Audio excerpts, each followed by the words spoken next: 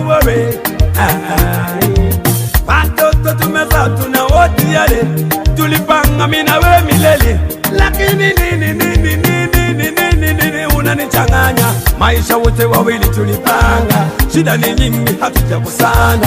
Haingekuwa hivyo, unapenda upendi, mpenzi tuachane na hivyo. Unaniumiza sana, ninateseka ndani moyoni, mimi nauma. I got to go, kangende, I let you go, sitaweza. Nimevumilia sana, utaki change na wana umeshindwa kubadilisha. I got to go, kangupowe, I let you go, mkwano. Unaniumiza sana, ninateseka ndani moyoni, mimi nauma. I got to go, kangende, I let you go, sitaweza. Nimevumilia sana, utaki change na wana umeshindwa kubadilisha. I got to go, kangupowe, I let you go, mkwano. Kinibati unayempenda sana, popote alipo haitweza beli, atakula za mtu anakula zake zipo. Nipe changu nami nikupe chako, kama unipendi hilo ni pako. We got a lot of issues to settle, pamoja twende mseto. Love me baby, I will love you back. Scratch my back, I will scratch your back. Not this way, unapenda upendi. Unaniumiza sana, ninateseka ndani moyoni, mimi nauma. I got to go, kangende, I let you go, sitaweza. Nimevumilia sana, utaki change na wana umeshindwa kubadilisha. I got to go, kangupowe, I let you go, mkwano. Unaniumiza sana, ninateseka ndani moyoni, mimi nauma. I got to go, kangende, I let you go, sitaweza. Nimevumilia sana, utaki change na wana umeshindwa kubadilisha. I got to go, kangupowe, I let you go, mkwano nunya.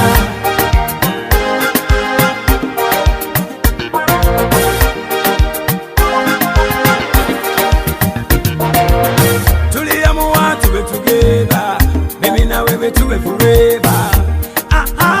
Ni yetu, mimi na wewe na watoto wetu.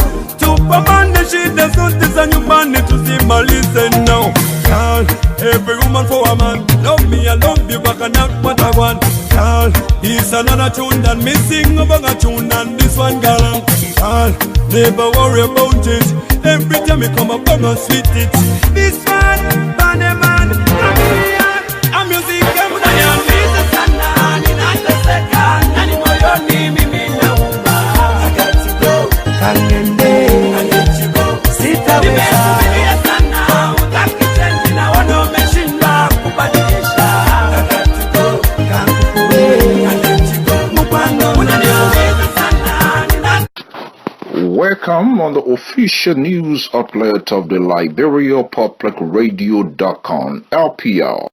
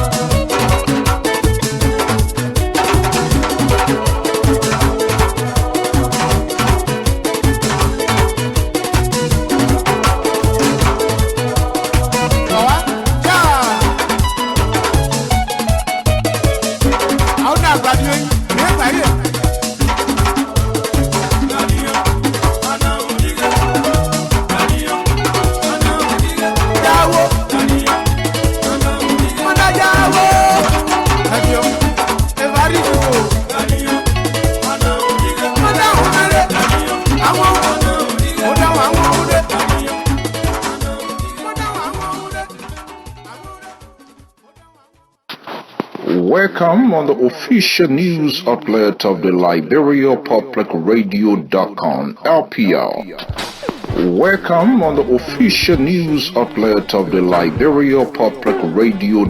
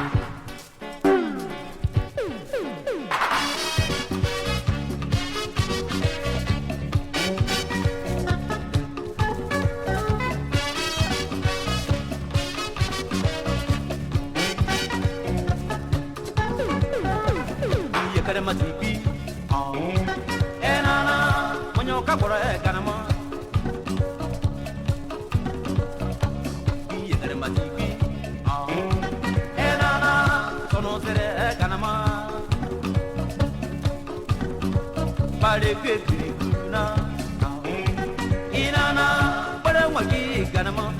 ye Jehovah Sogo. Zakati go para munyo basogo. Lokuru be basogo. Zakati go para munyo basogo. Tumo wana, para tumo wana, kurumbe ota singo. Tumo wana, para magi tumo wana, amaye bo pare gana.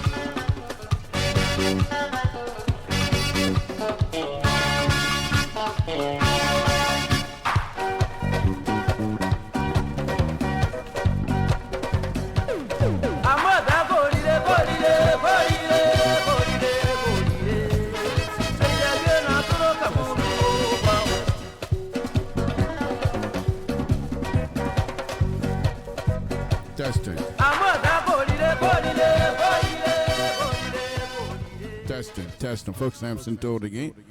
We're on it again this afternoon. We want to thank all of you for tuning in, but please still tune in. We will be right back here.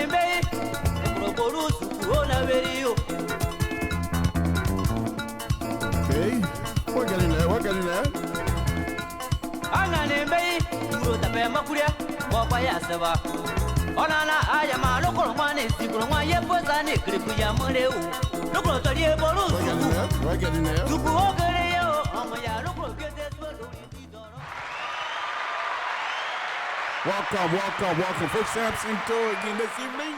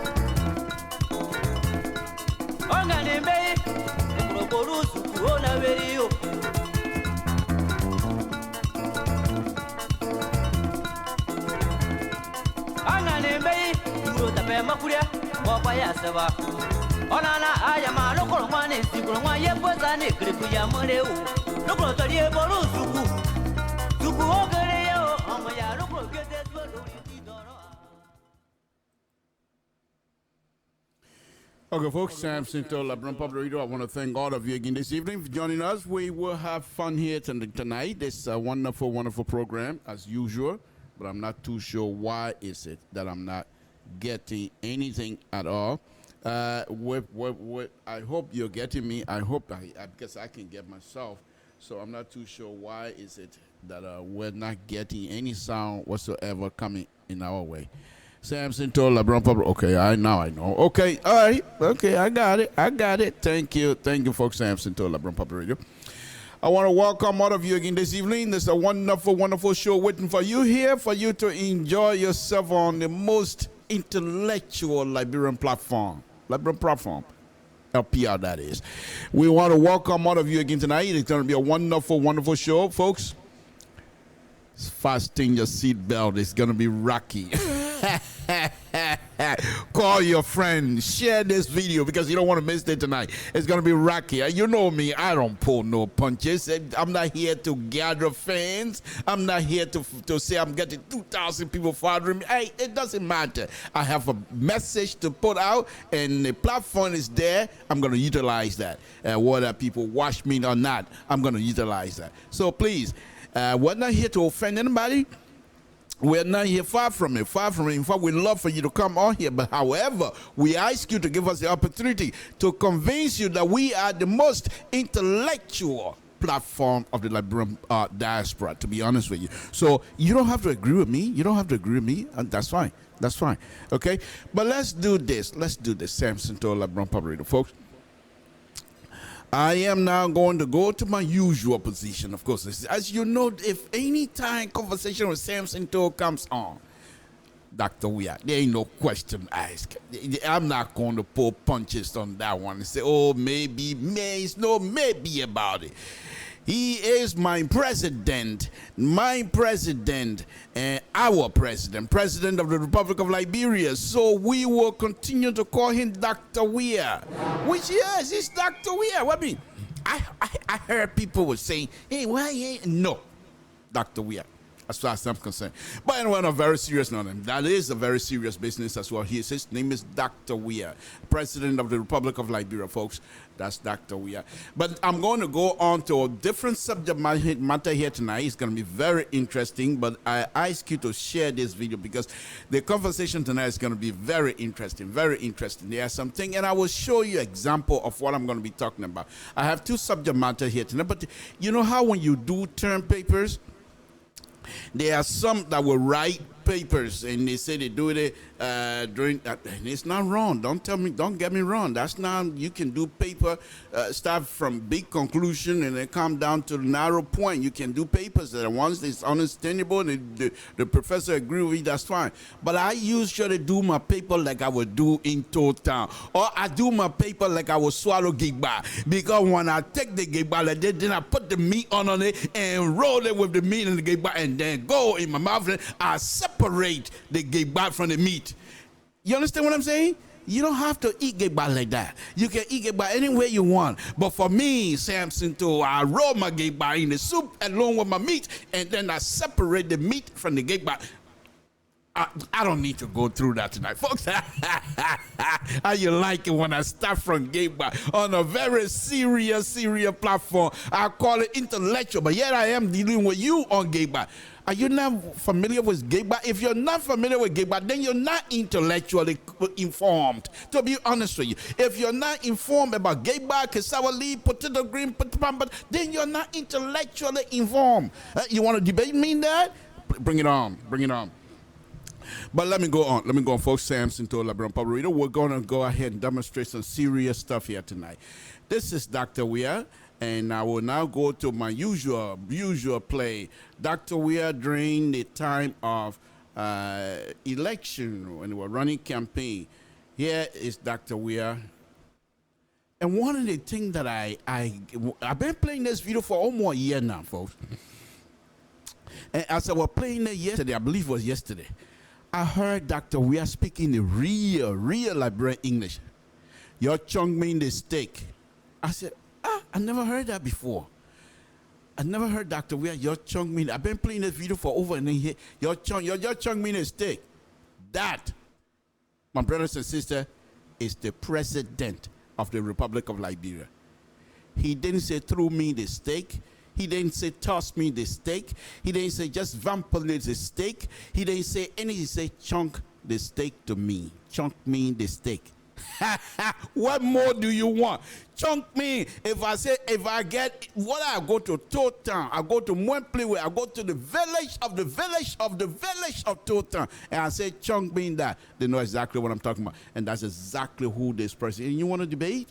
Let's try. Let me play this video. Samson told LeBron Public. I'm on a very high note here tonight. Let's go. Let's go ahead. Samson told. Let's play this video. Let's make sure you do that same thing for you can hold.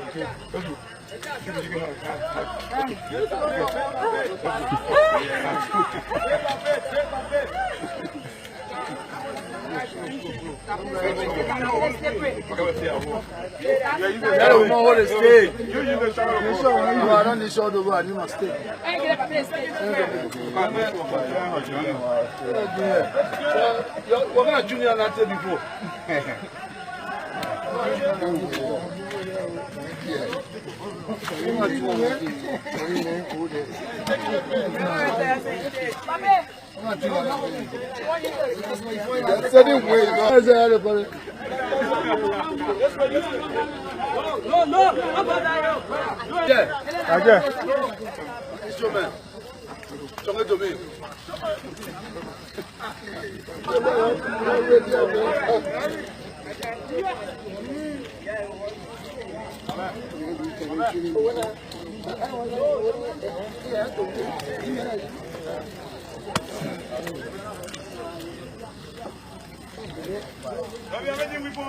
No, I beg you.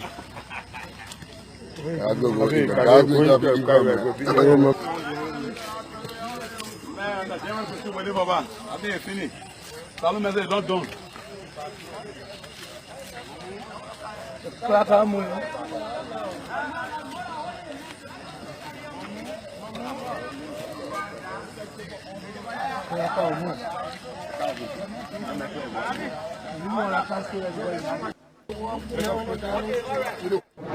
There you have it.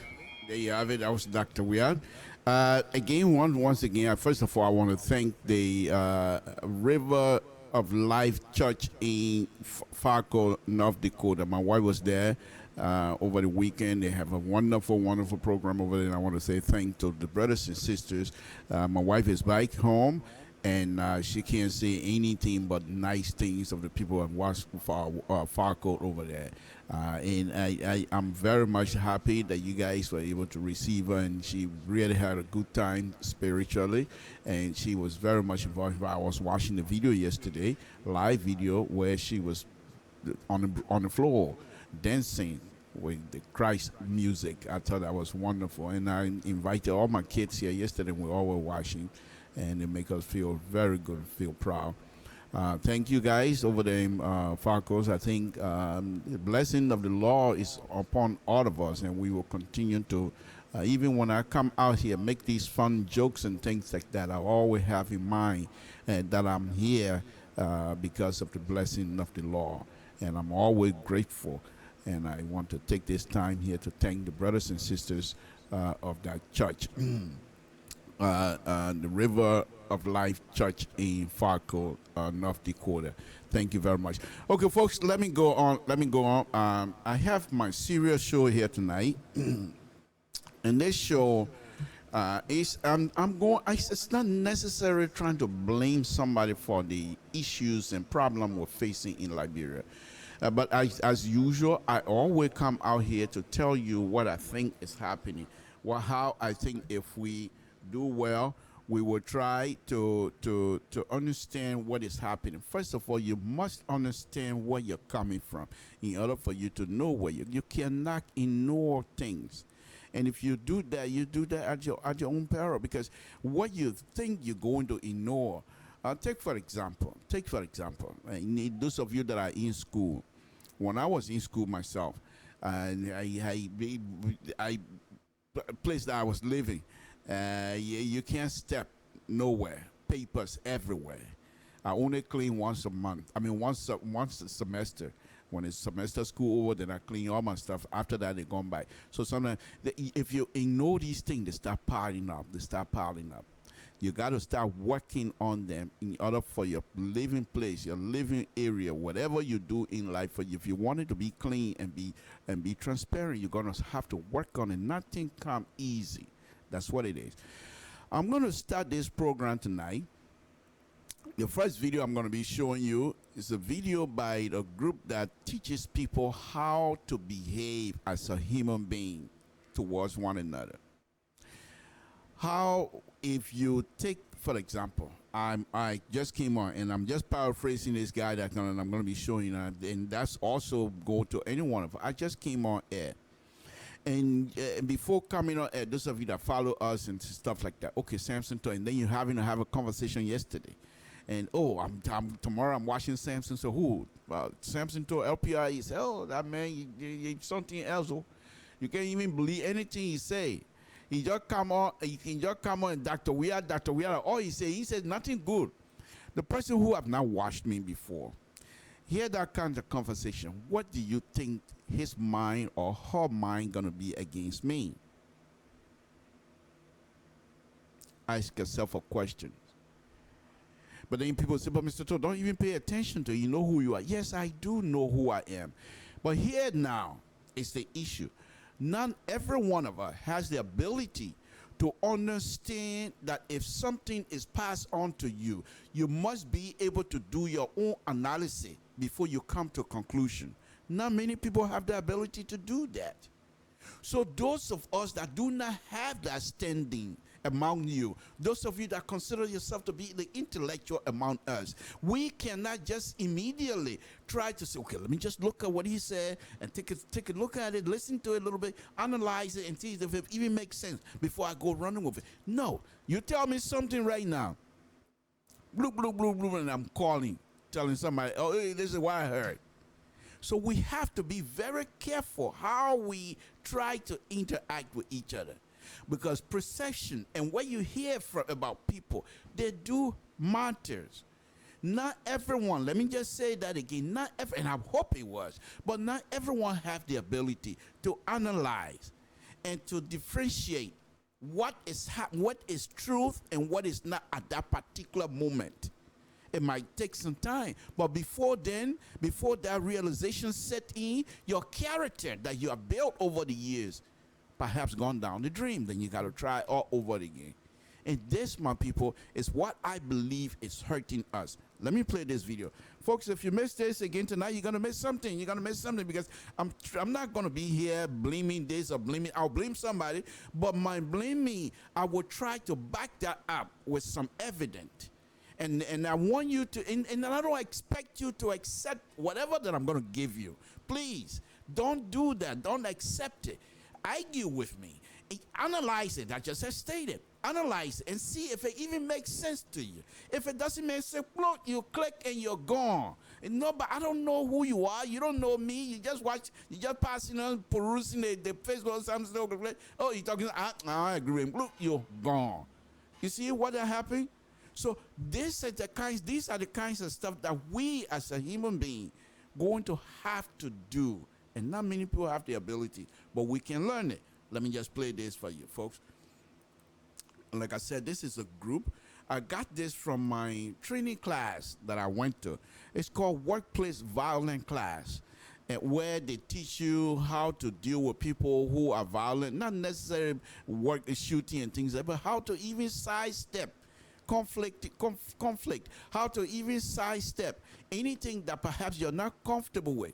Is it something that's going to hurt you emotionally? If it's so, how do you approach it? So I went to the class for that. And I have training, I have certificate in how to prevent myself. But that certificate, even matter when I go to Graduate Association, I forget that certificate, I throw it away. Y'all bring it on, we're going to throw it. I'm from Total. What kind of certificate? You bring it to me now, I can't say, oh my man, that thing here, we can't wear like that. We had to do this. We all from brother and sister. Please, you bring it to me, we knock it off fine. From there we go our way. Samson told, no, folks, I'm just making fun. But on a very serious note, this is how we have to engage each other. What don't come to my engagement as with an intent to hurt me. Because if you do that, you're not coming with any other purpose except to hurt. And so when you do that, there might be some interesting thing that perhaps if you come in with an open mind, that you might even get, that might benefit you. That's what I keep saying. Come, have a conversation with an open mind. Listen to this guy. It's a very short clip, then I'll play you another guy. Sekou, he's from my area. He's a very young man. But even though he's a comedic idea, but what he stated, even though it's funny, you know, it's supposed to be comedic stuff, something like that, it's very funny. But if you pay attention, you will get it. Let me play this video first, and I'll come to Sekou. Samson to LIBERIA Public Radio. Imagine that you just received some negative information about me just before this talk. Maybe he or she who's with you today had heard some rumors about me. Some rumors about me being incompetent, being a liar, being a bragger, that I wear women's underwear. How much do you think that would affect your image of me right now? Imagine that you just received some negative information about me just before this talk. Maybe he or she who's with you today had heard some rumors about me. Some rumors about me being incompetent, being a liar, being a bragger, that I wear women's underwear. How much do you think that would affect your image of me right now? There you have it. There you have it. Somebody just told you about Dr. Weir. That person is just like me when I'm in Liberia. That person is just like me when I'm even in the inner circle of Dr. Weir. But based on fourth-hand information, if somebody told you about me or Dr. Weir or anybody else that you don't quite know, the next time you meet that person, what do you think that goes through your mind? We're human beings. We're human beings. And so my point here is this. Not everyone has the ability to analyze before coming to a conclusion. And these things can affect us emotionally, physically, in any other way. Because I'm not an island. I can't just sit in my house here because I'm afraid people might say something that is not right of me and just keep myself in the house. No. And most of the time, look in your own community, look in your own circle. The person who is lively, the person who talks, everybody gravitate to that person don't do choo-choo. Am I lying? That person don't do choo-choo. Because what you say, man? Everybody listening. So you don't do choo-choo. He tell you exactly what it is. Now, sometimes that type of behavior is suitable at certain occasions. Certain times, it is not.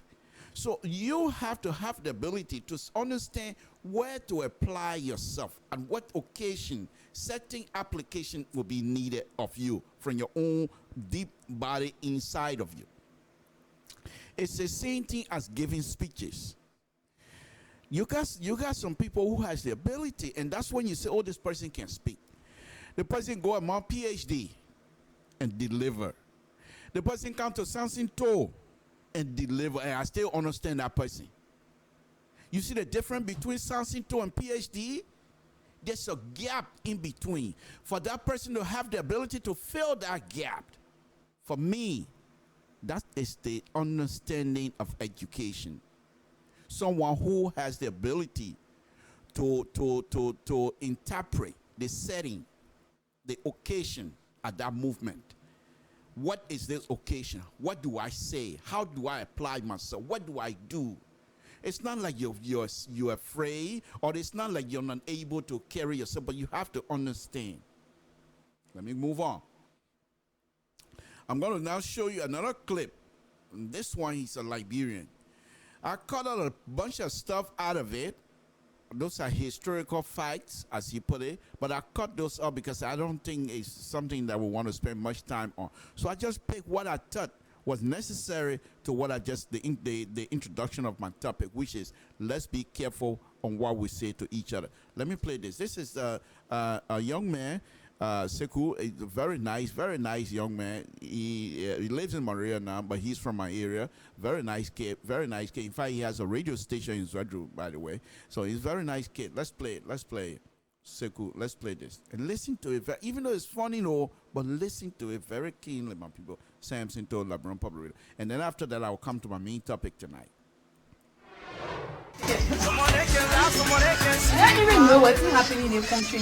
Just see that it. John Yana, one of the worst presidents we ever have in this country.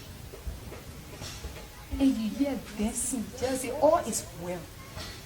Who gave that information? So they can hide LIBERIA. Say that. Betty all on air, you rock, you rap with my year, you will equal with year.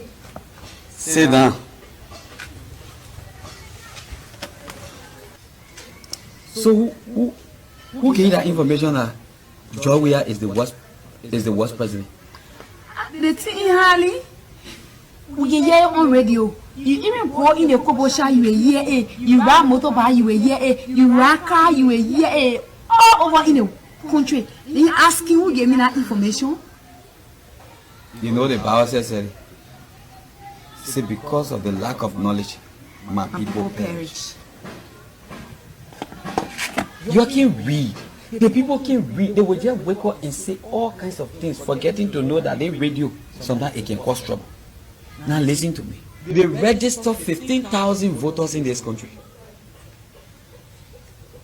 Ali Yancey, who was the vice president at that time, and Charles B. King won with 243,000 voters.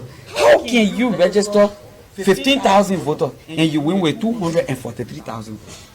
So where other people didn't go? I don't know.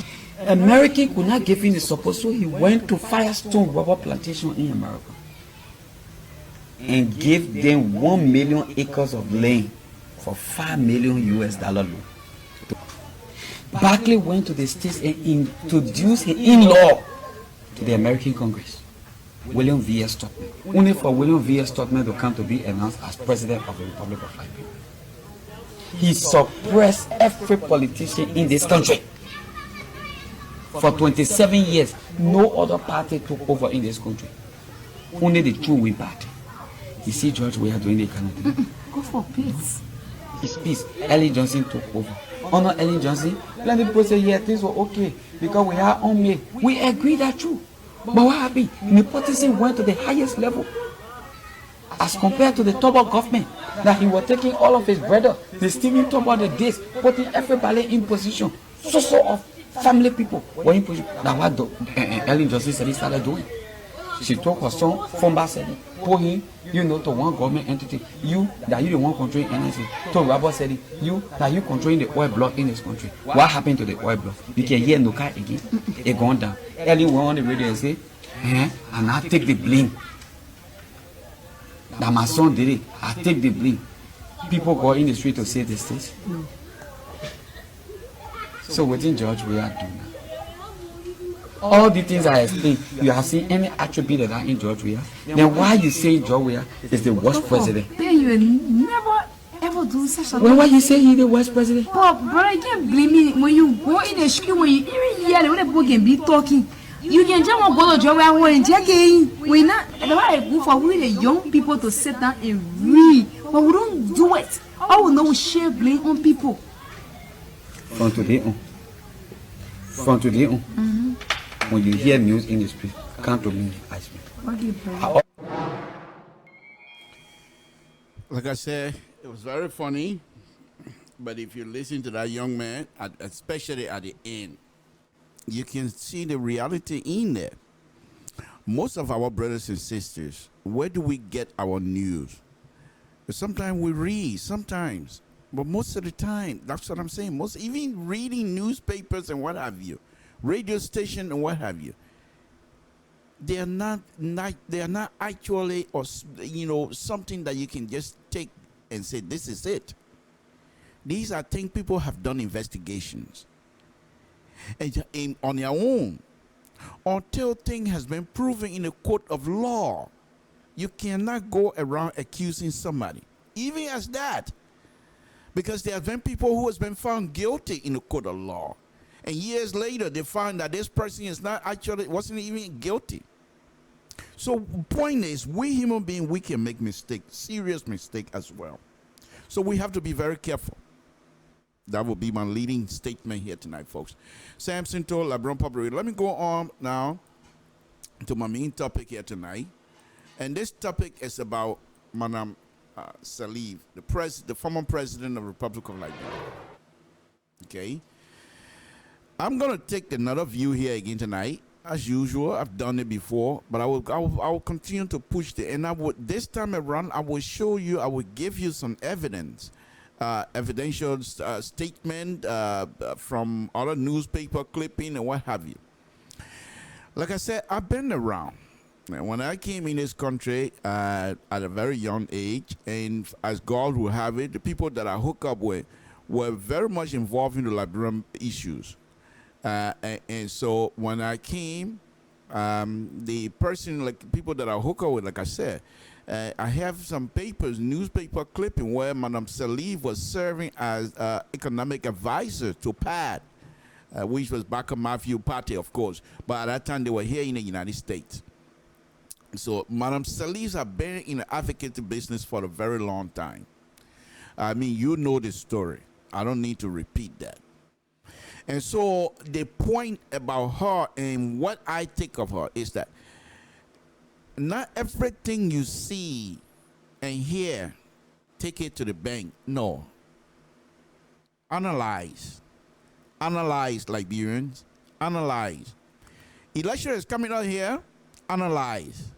Don't just take somebody and say, I will do this for you, and you say, yes, I will accept you. Analyze. This is the analysis that we have not done in the past that is causing us issues. Because if we have analyzed Madam Saliv and her action, perhaps we would have been able to understand, to say, okay, there's something else here. Perhaps the mother wants something from us, so that once she gets that, she won't even pay us any mind anymore.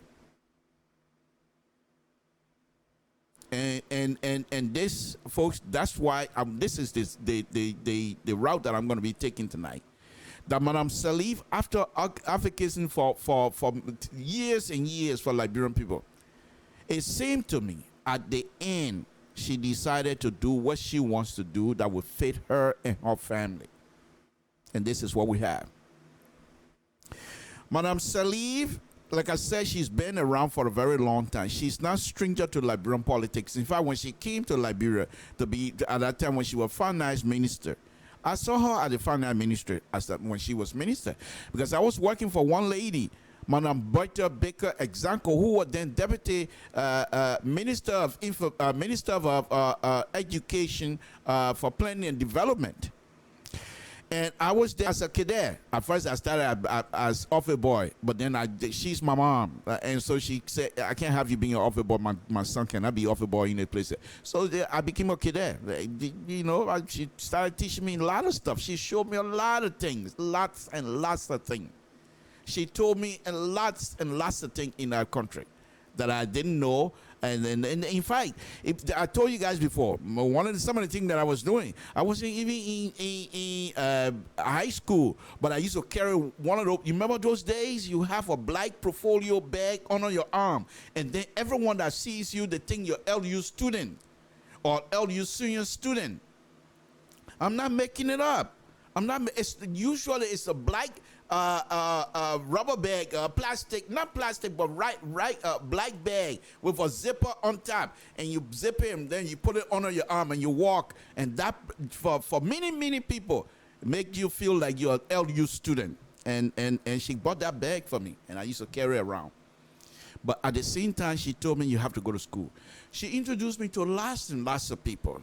This lady was responsible for what I am right now. She showed me, I'll go back to Madam Ellen, but I want you to know how I got to meet Ellen. When I was with her, with Madam Bertha Baker Zanko, she showed me a lot of things. She used to tell me, Samson, you have to go to school. I didn't just bring you in here for you to sleep all day. Because that's what I did. Folks, I'm not hiding it. So, but anyway, sometime with Jackson F. Dove, who was her friend at the time, would come to the ministry. And she would call me in her office while Jackson say, you see this man? From Nima County, Nana Congo man, but he's highly educated. And Jackson F. Dove started, my son, education business, that's something serious. You got to put your mind to it. Okay. And as soon as she would take me to Oliver Duncan office, if you know if you know what I'm talking about. Oliver Duncan used to be deputy minister for, I believe, for administration, minister of education, and take me in there, introduce me to Oliver Duncan. All of that didn't move me. You know what moved me? You know what moved me and decided this is enough, is enough. School is what I'm going to do. Dr. Bole came to Liberia. Dr. Bole, as you all know, is a crown man. I didn't know that. So when Dr. Bode came to Liberia, the first position here was on Dr. Bertha Baker Zanko as a director for some research center downstairs on the fourth floor. But anyway, she invited Dr. Bole in the office, and while they were talking, she reminded herself to call me in the office. She called me and said, Samson, meet Dr. Bole. It's a crown man. Immediately I started laughing. I didn't even hide it. I started laughing. What crown man in Liberia at that time would be PhD? The only one crown man PhD we know what trouble by had. Nobody else. You're gonna tell me they men with light skin, lot of Congo men, you was telling me that. He said, they're not Congo men, she said. You know what Dr. Bole said? You don't find me? I closed the door, I walked out, I went home, sweating. From that moment on, everything was in place for me. Going back to Madam Salih, there's this former minister of education, they call him Joseph Kotu.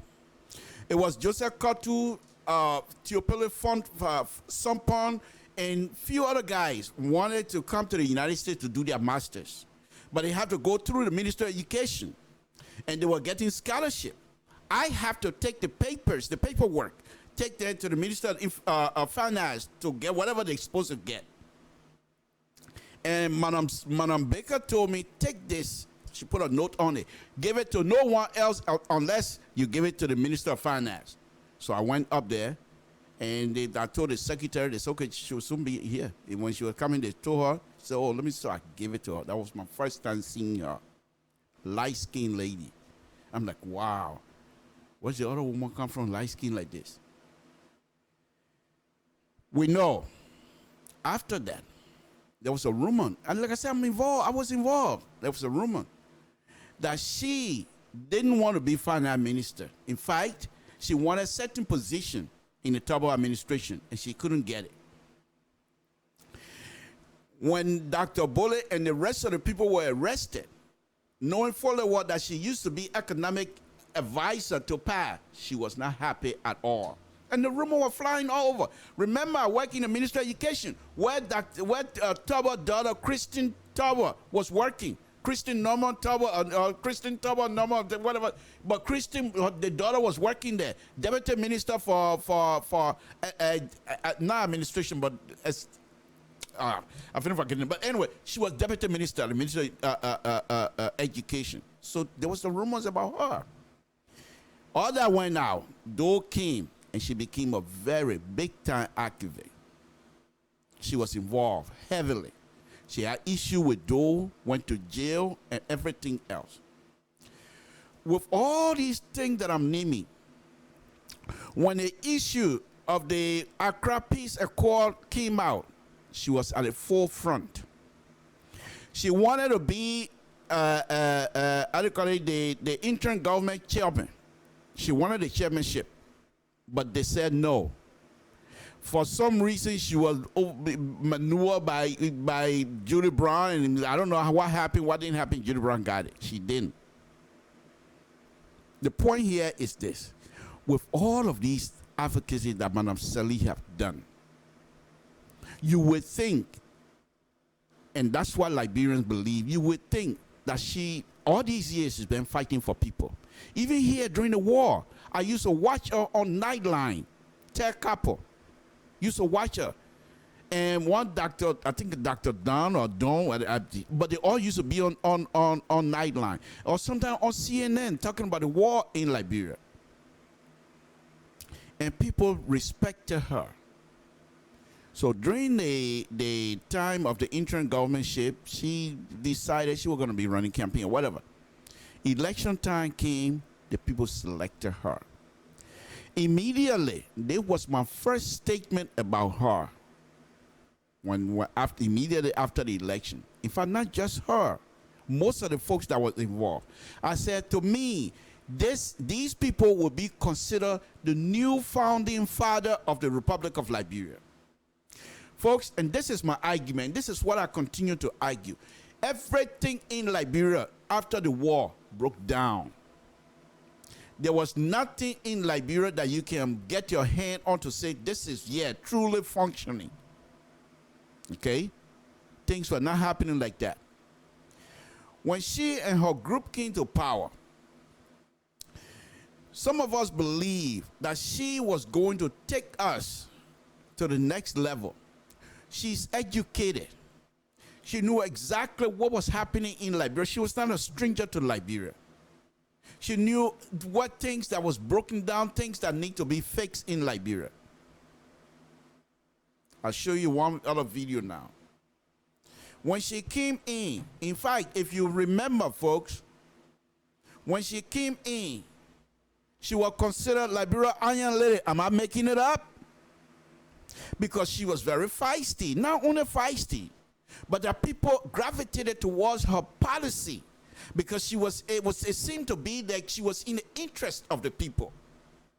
Evidence number one. Let me show you. I'm not going to be here tonight and blaming this or blaming the evidence number one, folks. Listen to this. And you can tell me from her advocacy to this position, how far was she then? Not that much. The spirit of helping Liberians succeed was in her. The spirit of putting Liberia on top of the world was in her. Look at this statement that she's going to be making on this video. Look at her body language, folks. And you tell me that this lady was not ready to lead Liberia and take Liberia to the next level. Listen, let's watch this.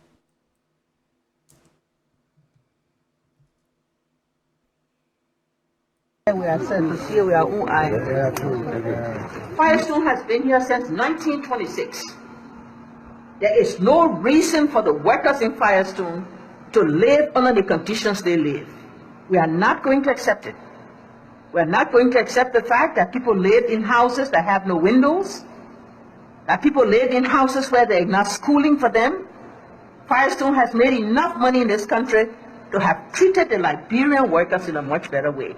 Our responsibility as the government is to make sure that the workers' rights are protected, that their benefits are fair, that they are treated properly, and this government is committed to that, because that's the message we're taking to the workers. We are sent to see our own eye. Here we are. So her position as being advocate for the people was not that far removed when she became the president. First female president of the Republic of Liberia, and even in Africa, I would say. And she was respected all over the world. She was respected all over the world. And the international community gravitated towards her position. Yes, this lady have her own kids. The kids are all of the kids were successful. They don't need nothing in Liberia. They could survive without being in Liberia. But here's the lady that has sacrificed over the years for Liberia, according to folks in the international community. And so when she cried on behalf of Liberians, they came to her aid. They decided, the international community decided they were going to do whatever it takes to help her and the country succeed. No question asked. According to some of the papers that I've been reading here, over $25 billion, US $25 billion went through her and whatever process she was having at the time. What do we have? Nothing. Madam Salif decided that a certain time after the issue with the how do you call it, Firestone issue, she decided that she was going to go ahead and lead Liberia in a way perhaps that is suitable for her and her family. And things started going south a little bit. Liberians started noticing. There was an incident at one time when Winston Tubman tried to challenge her. And this is why I keep saying there was no way, Madam Salif, with all of the noise CDC was making. And if you look at the noise CDC that was coming from CDC, were not coming from permanent Liberians. These were young people, young seditionists. Young sedition, they were not coming from permanent Liberia. You talk about Moluba, how do you call it, Moluba Malu, the guy who said that he saw Obama, and there was a huge debate about that, and he found out that that wasn't true.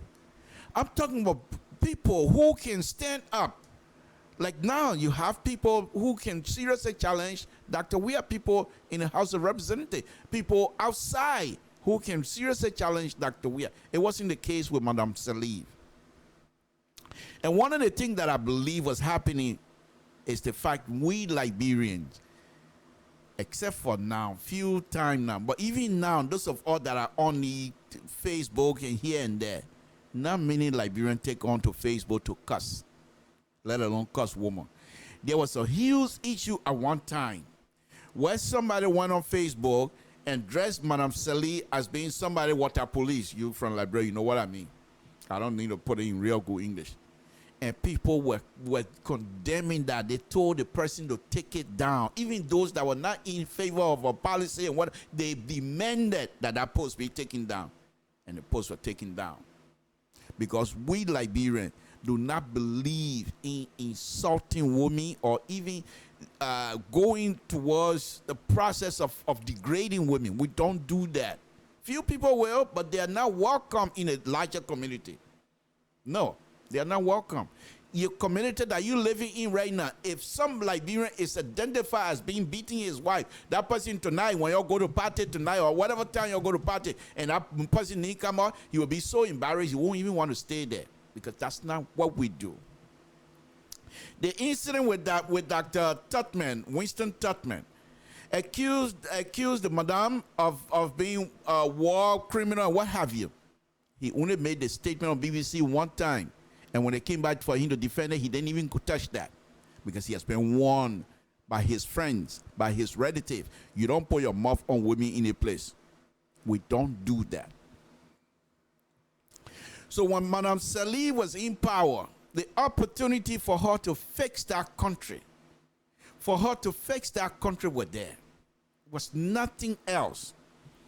She brought us John Malu. You remember John Malu? I think his name is John Malu, right? When you walk in, the book can be drink. You want to know how to know book. When John Malu walk in, and then water come from a cup, drink a little bit. You'll be both will follow you here. That's who he was. He came in as an auditor, and I thought Madam Salif was going to work with her. From that point, some of us believe this thing is not going to work with her. Malu was there to see to it that things that are supposed to be done were done properly with the international community money. It was not working. She complained that Malu perhaps was not being respectful. No, far from it. There was a lady, folks, we've been reading. There was a lady who was a very good friend of Madam Salif. There was this incident where the police had a cadet area, they trained people. But at the training center, somebody's supposed to cook. And they gave a bit and the government's supposed to send out a bid. There was a lady that won the bid. Then everybody expected her to win, to start cooking. The next thing we heard, Madame Salif's friend got that bid, and she started cooking for the police. In fact, there was no bid. They just gave her the contract. One. Madame Salif went and started bringing in the Weeks brother and sisters. Brother, I mean, they're nice people. They're Liberians. Don't get me wrong. They can do the work. That's fine. But what was the last time the lady that was with AL something, she was working somewhere? Okay. However, she decided to do some sort of a billing issue with Chinese, and there was a huge amount of money involved.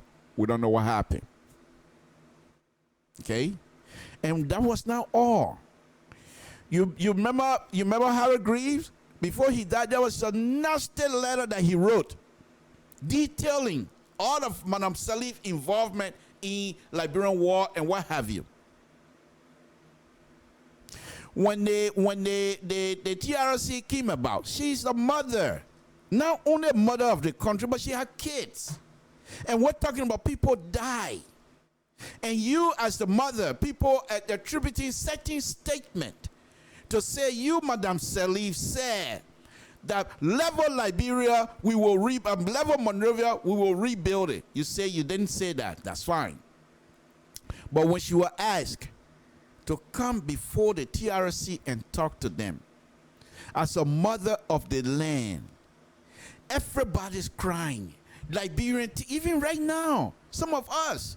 I was just playing my brother video here 2 or 3 days, and I was crying. He died since 1990. Liberians are still crying for their relatives. Liberians are still crying for their relatives. And when they asked her to come and testify, folks, what did she say? Read my book. Read my book that's going to be coming up. And this is the person we refer to for years and years, mother of the land.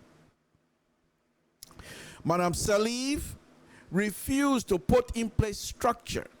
I'm going back to that structure word again, or structure, governmental structure that will allow all entity within the government to be able to work hand in hand and able to understand who's doing what.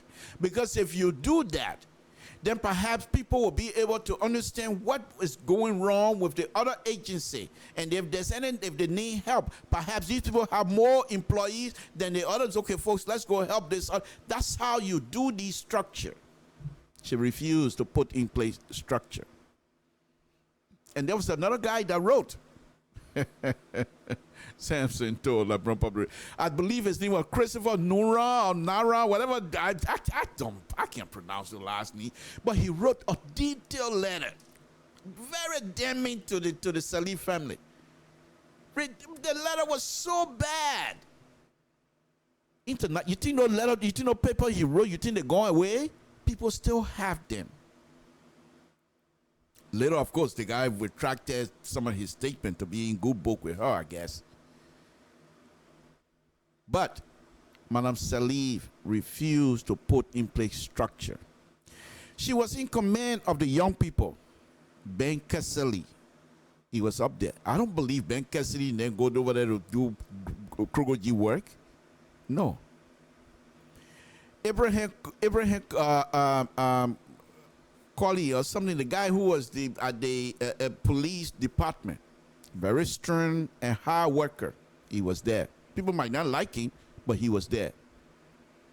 Amara Conan, Minister of Finance, was there. Cavon were there. These were all young people that were looking up to her as their mother. You think if Madame Salif was to say, you know what, folks, let's have a meeting. I want things in this country to be X, Y, and Z. Any of you that are involved in any kinds of corrupt behavior, don't blame me if you get disgraced. I'm talking to you like your mom.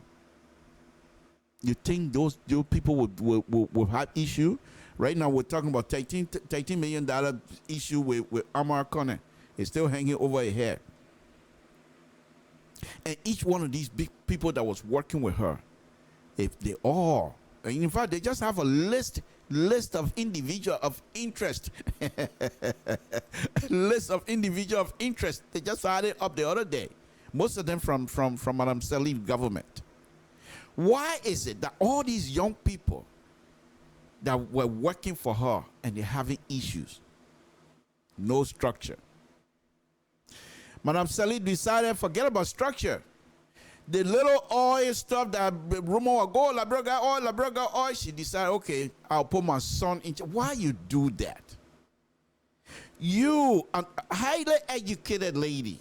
And here's the interesting thing about Madam Salif that I found very little bit confusing as far as I'm concerned. She's educated. She was able to cajole the lawmaker to come out with this conduct of code of conduct. And folks, that code of conduct, I read through it. If Liberians, anytime that I have the opportunity to be president of the Republic of Liberia, then first of all, let me be president of one place first before I'll be president of the Republic of Liberia. But anyway, on a very serious note, if that code of conduct, if Liberians, young Liberians, serious-minded Liberians, if they decided, look, we got constitution, thanks, we'll follow the constitution. But this code of conduct that was put together under Madam Salif leadership, if that code of conduct is followed, nobody will be able to touch her in West Africa. Even the foreigners that are coming, before you put your foot on Liberian soil, you will know that that country has code of conduct, and if you fool around, you will be in hot water, because our code of conduct, they spell out everything, how you're supposed to behave as a government employee. What does she do? She decided to pick and choose the type of code of conduct she wants to apply. She put aside nepotism, and nepotism is in a code of conduct, clearly defined. There's no question asked. Clearly defined. In fact, if Madam Salif was to question herself about nepotism that is in a code of conduct, she would have found herself guilty. She doesn't even need to go to court. Let her just read the definition and say, if this definition applies to what I'm doing, she would have said, I'm guilty. That's how bad things were, folks. The code of conduct was there. Madam Salif decided that wasn't good. It was only good for certain people, but not for her. You can't apply it to her. And then, after all of these years, you see, this position that I'm going to be taking tonight, it's going to be harsh. It's going to be harsh. I'm not even getting to my main topic yet. I'm just trying to build you up to where I'm going. It's going to be harsh. Madam Salif not only have the will behind her from the international community, they pour in security apparatus in Liberia, knowing fully well that the young people are just, some of them are just coming from war. They are not quite ready to be mingled back into the society or what have you. The international community decided to put security apparatus, huge security apparatus in Liberia. And that apparatus was able to back up the Liberians, not only, but this is my argument as well. Why we have the security apparatus over there? If Liberia was just tired dying, Liberia didn't want no more war. Because security or no security, Liberia wanted to destroy things, they would destroy. You can't stop them, you kill them, fine. They don't care. But the security that was behind her, I thought that would have been the perfect example to make sure the other countries surrounding us, that our brothers and sisters, the Sierra Leoneans, the Guineans, the Ivorians, will understand that we're ready to get back into the mode of behavior that will make us a true country that once was Liberia. We're back. That wasn't happening. The infrastructure. The people were, folks, I'm going to be leaking out some secret now here this evening, folks. And I don't care. They can fire me. They can kick me out of the party. I don't care. During the election, I'm a civil engineer, folks. So I'm going to, these are some of the things that are painful to some of us. During the election, we were asked, as member of Liberty Party, if you have your career in criminal justice. You put all the people that are from Liberty Party, member of criminal justice area, you'll come up with certain things, how to improve the criminal justice system in Liberia. And all of these professionals that are member of Liberty Party were able to put a group together. We, the engineering, that were member of Liberty Party, mechanical engineering, civil engineering, electrical engineering, and any other form of engineering, we all got together. And here's the interesting thing that I found. This is very painful. During Doe administration, the German government have decided they were going to connect their country from Cape Mount to Maryland and crisscross that country with highways. And they had a blueprint. So some of us were able to get hold of that blueprint. I'm not going to show you, because who knows, Liberty Party might wake up one day and ready to do it. I'm going to keep it. But we were able to show that, yeah, okay, if Liberty Party was to win, how do we implement these type of stuff? And it was not just the civil engineering. It was how to govern, how to have an implementation of being transparent, because we have people like Phyllis Swa, highly intellectual. He will not take people penny. I know him, young man, very young, but straight like arrow. Those are the people that were about ready. If Liberty Party were to win, Liberians, they were going to be surprised how fast Liberty Party were going to move that thing.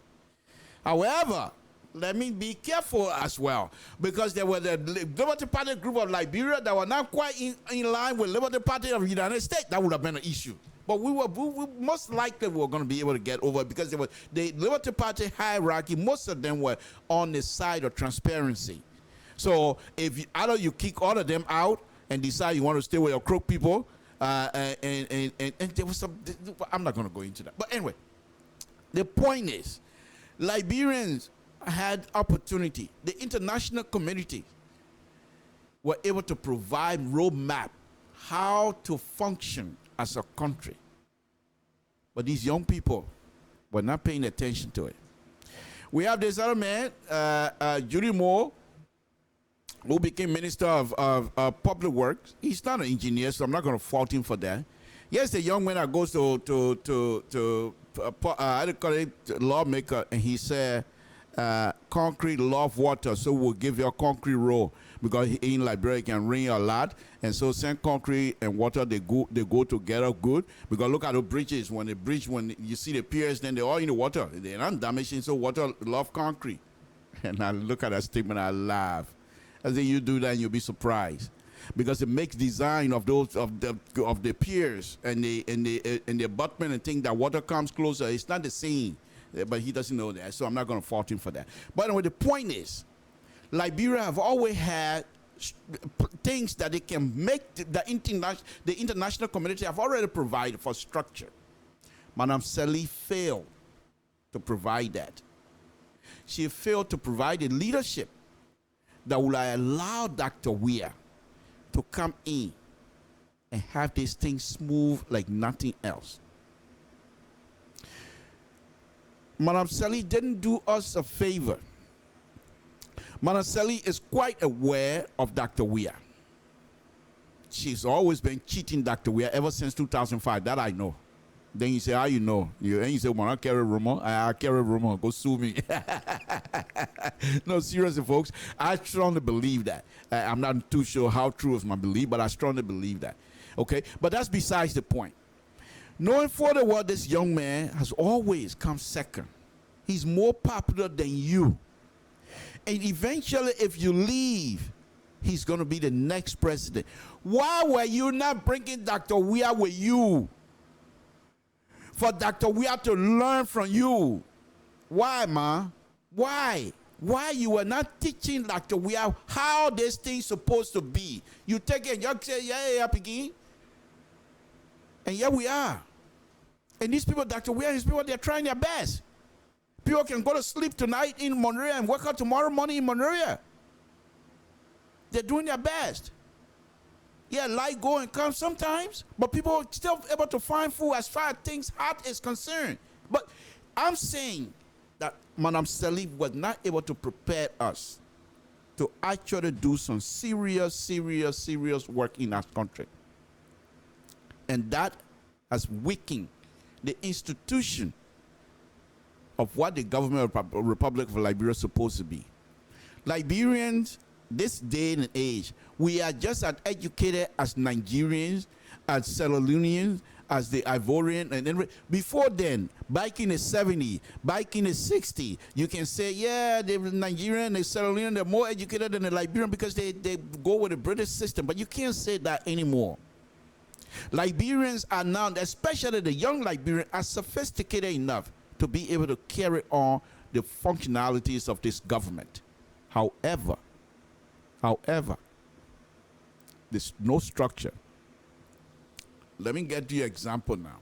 I told you that I'm going to be telling you from time to time, giving you an example. Okay, let me give you an example. Okay. Here's an example. Okay. Just according to Front Page Africa, just a few days before Madam Salif and her people leave, a certain group at the Ministry of Foreign Affairs decided to make a deal with a company in Ghana to do passport for 11 point something million. Okay? And according to the paper, when they did it, it was not even correct. However, Liberian government said, okay, the new government said, fine, we'll take it. But you have to supply. The people were not even supplying passport. They were not supplying passport.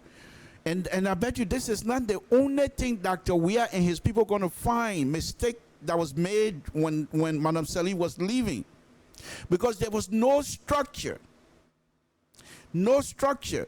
So those who consider themselves closer to the power be, they want to do anything they want. Look at the map, look at the money situation at the central bank. At the central bank. Because they didn't care. They have no fear. The Weeks and the Salif son, they have no fear. They have, first of all, forget fear. They have no respect for the lawmakers, because the lawmaker was supposed to give them go ahead before they say any communication for people to start printing money. They sent the communication a week and a half before the go ahead came from the legislature. What kind of business is that? These people are supposed to be the people to give you the go ahead before you get anybody else go ahead. But because they have no respect, and they have no regard for anybody except for their mom. Because she weakened the institution. She only decided the executive that she's leading should be at the top, forgetting to know that there are three of them. So she weakened the judiciary, she weakened the legislature. And as a result, all of the people around her realized that these people have no power. They can do anything. How many times they call people at the legislature and they sometimes they have to threaten them with contempt before they can show up. These are the kinds of stuff. Here, in this story, people at the Ministry of Foreign Affairs decided to sign a contract with this guy to do passport. And the passport, it's the security part of the passport, not even coming from Ghana, was coming from some other place in Europe. But these fools were getting, did I say fool? I'll take that back. Emotional. Strike, something too. But anyway, these guys in Ghana, they decided that they're not even going to pay the people in Europe, but they expect Liberian government to pay them anyway. Like, they ran out of passports some time ago. No structure. Madam Salih have left off with nothing. Nothing. Everything that we're crying for right now. You're asking Dr. Weah to formulate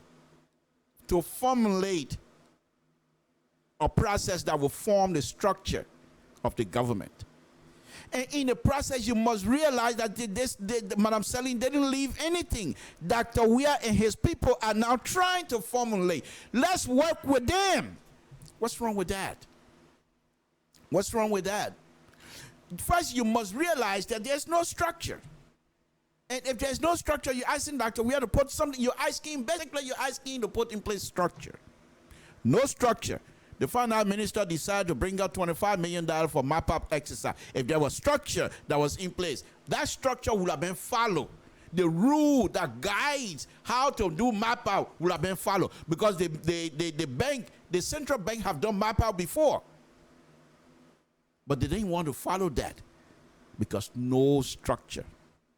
No structure.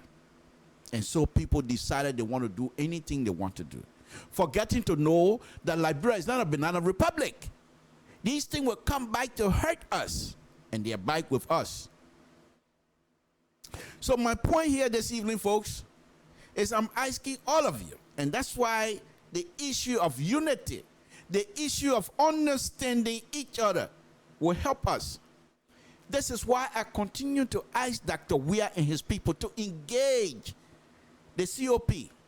Because while you might hate the COP, consider them to be the enemy of the state. They have a function. If there was true structure in place, these people's functionality will be so clear to all of us. You won't even ask questions. You will expect them to follow that function. You will expect them to lay out the function, whatever they're doing right now. You will expect them that because they're following structure, no structure. So these type of stuff, they are foreign to us.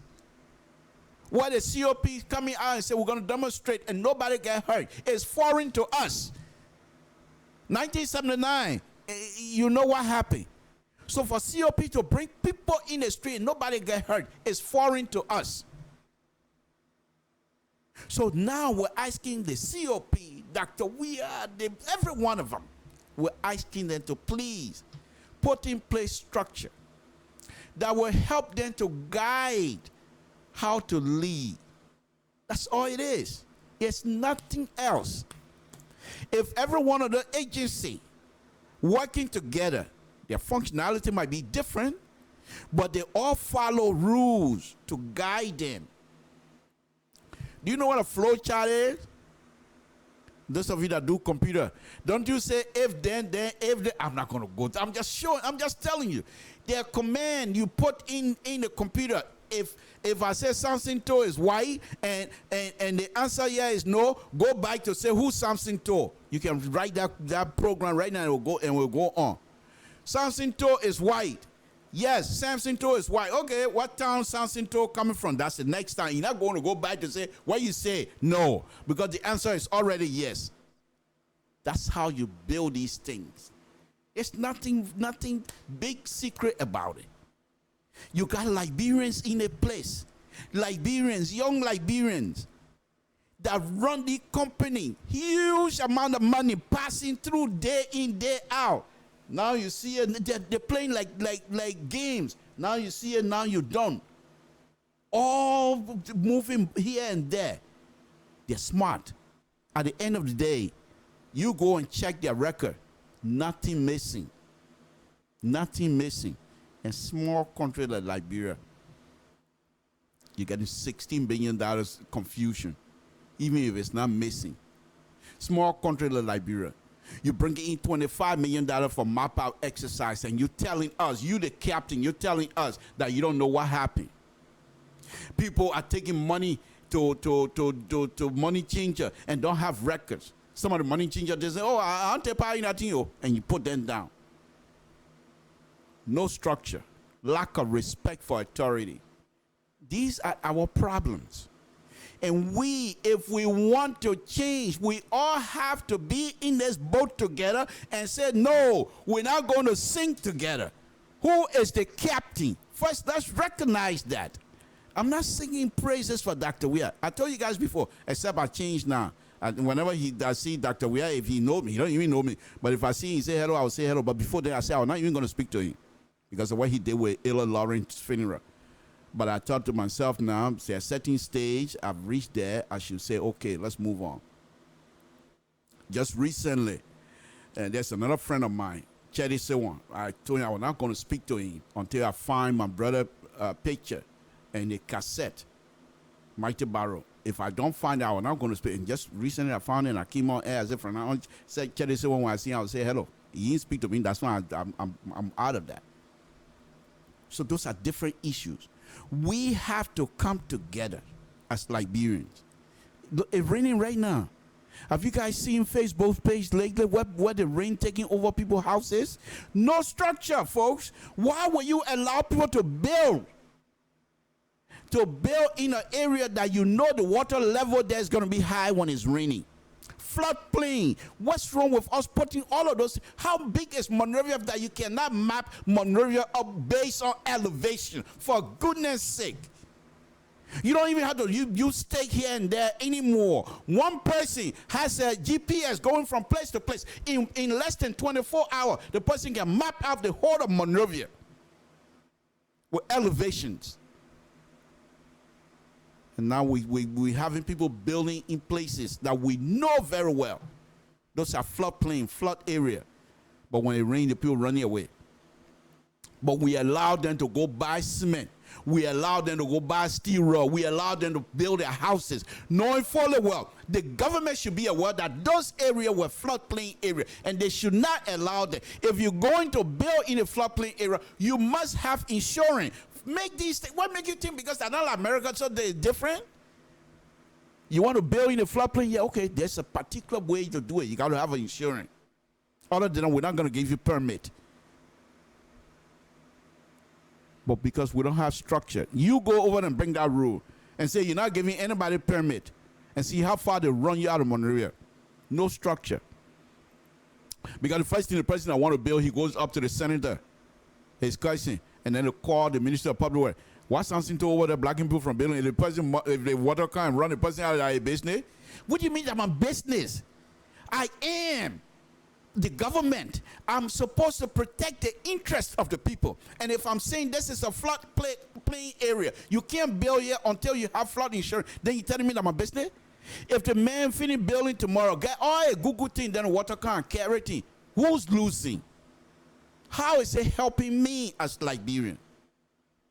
Because I don't know the person, so I shouldn't care. This, my brothers and sisters, no structure. This brings me to my main subject now. Now that I've gone through all of these things and realized and told you that we do not have structure. There was an interesting article on Front Page Africa, in Front Page Africa today. Okay? And I'll put it up. Folks, this is Samson to LIBERIA Public Radio. When we do these things, we're not doing it because we want to gather fans. No, far from it.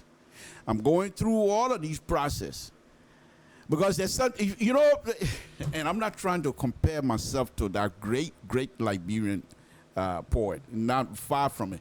There was a gentleman, older gentleman in Monrovia called Albert Port. When I was growing up, he was already old. He couldn't move much, but I saw him, short guy. Maybe 5'2", 5'3" the most. And because of you are too old, so he had a humpback that make it 4 something. But the story about Albert Port was he would not give in. As long as he knows that he's in the right, let's go to court. And if the court find me wrong, I got my blanket or whatever under my arm, I'll go to jail. And you can only jail one person over and over for a certain time. After that, the man become popular. And that's what was happening with Albert Port. It was before Albert Port, Albert Port and people like Dr. Famler Sr. and all came up together, I believe. And I will tell you another story because I did a Famler trial here one time. Liberia, with what is happening right now, it's not now, it's not just a business. We've been at each other for a very long time. Jealousy.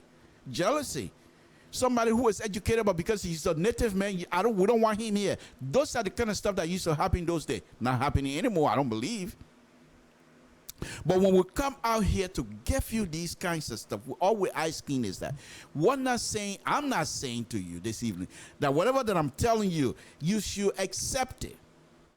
But I ask you to give me the opportunity. Let me explain it. And so far, I think I've been doing a good job. I told you, Madam Salih, never put in place structure that will help us, guide us. Tell me now, and I don't mean to be rude, folks. Let's be realistic here. How many companies Dr. Weah was leading? Okay. When Dr. Weah was senator, was he chairman of some committee? Okay. Besides technical advisor to the Lone Star, what other position that was a leadership position that Dr. Weah was holding? Okay. The reason is I want you to understand that this young man is very smart. However, he depends on people to do the work. And if the people are failing him, you can't just immediately go and say these people are failing him because they don't know anything. You want to tell me people like Samuel Toy is not educated? Far from it. Far from it. Highly educated, but no structure. And so Samuel Toy, the fact that there's no structure, sometimes try to put in things that he think will work. And what if those things are not working for us? No structure. Let me now go to my main topic here this evening, folks. Samson to LIBERIA Public Radio. And this issues is very emotional. And so let me see if I can find it here.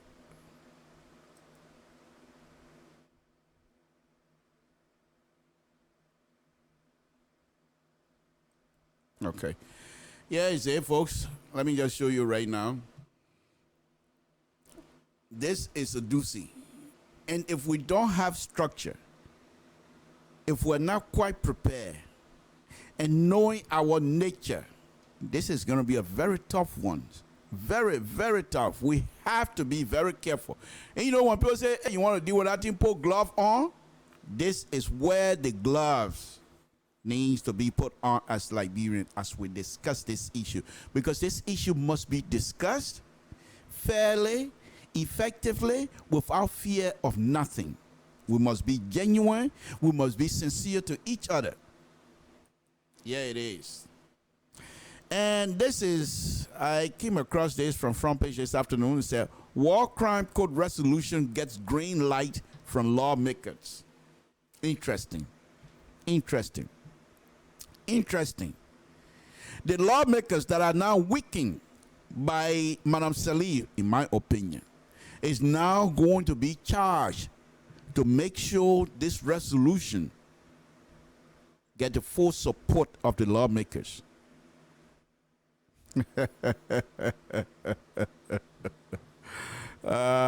Jesus Christ. The lawmaker. Who do we have there? Prince Johnson. Who do we have there? Dr. Bole. Who do we have there? Many, many others people. But these are the permanent people that Liberians consider fully responsible for, had huge amount of responsibility for the war. They are there making law. And you want to bring this in there. How sincere are we going to be towards these people? People like Prince Johnson. People like Dr. Bole. Sincerity is going to be the key here among us as Liberians. I told you already, I know Dr. Bole. And I know Dr. Bole when he came to the ministry. I know Dr. Bole when I came here to the United States. In fact, his sister and I used to stay in the same town. So when Dr. Bole come to visit here, he was in Canton most of the time. In fact, he got his education from Canton. So Canton is a town before he moved to New York. Okay? So I know Dr. Bole. Okay? Now, the question that we have to ask ourselves from the initial stage is what happened? You can't just go and say we're going to compile evidence against this person and this evidence that and that evidence that, and therefore you do that, you're asking for serious issues. Let us approach this thing. What happened? Why do we have people, Dr. Bole? Why was he much involved in this kind of war? Why do we have people, Prince Johnson? The Prince Johnson just get one money and say, I'm going to go kill people? Jabba Road did it. Liberian government went after Jabba Road, didn't they? What happened? Why these people got to that position? What happened?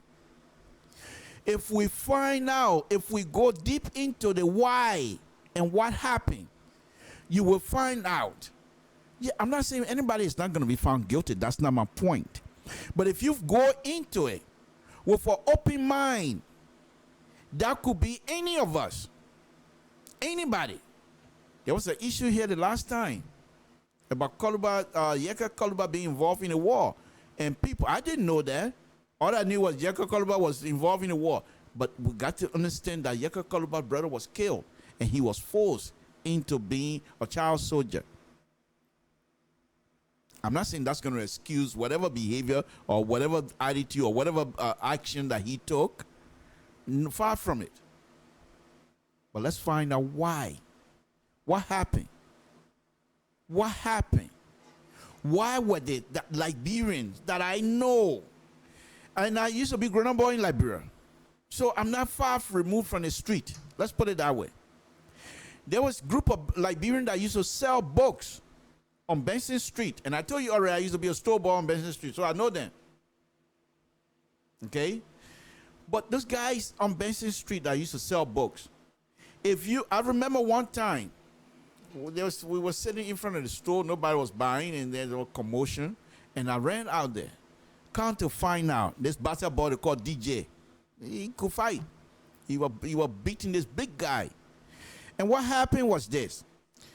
Benson Street coming from coming from Mama Point area, which when you're going towards Camp Johnson Road, then it's going to be on the right hand side. That's where they sell all their books most of the time. But this young kid was selling his boy. He was on the left hand side when you're going towards Camp Johnson Road.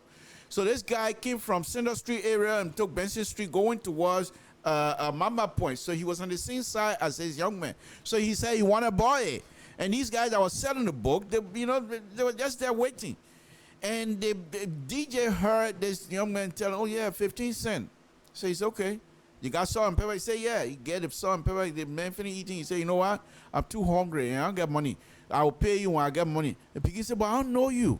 I'm selling for somebody. What do you mean you will pay me? Give me money, man. Give me money. He said, but follow me. I don't care. So the piggy held his shirt and the pants together. And he started walking. So when they walked past the booksellers, DJ ran across the road because he watched the whole thing. He said, my man, you're not moving out of here until you pay the Peking 15 cents. He didn't know who the Peking was. He has no clue who this young man was. But all he knew was this man was taking advantage of him. So the man looked at DJ. He said, hey, what are you going to do? Well, what he didn't know was DJ was teaching karate. He just saw the shop master man. He said that was it. No, we know who DJ was because I was in the street. He didn't know. You know, there was another guy. If you're really a grown-up boy in Liberia, I will tell you about this other guy. One Lebanese mixed Liberian Lebanese guy, short guy. They call him Junior. He used to fight karate, and he used to be at Raxa Cinema, Raxa and Gabriel a lot. But the guy could fight, and he and DJ then they all used to practice together. So DJ flocked this guy big time.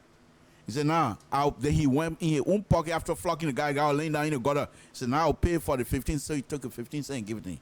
Why am I telling you this story? That's who we are, Liberians. Those days.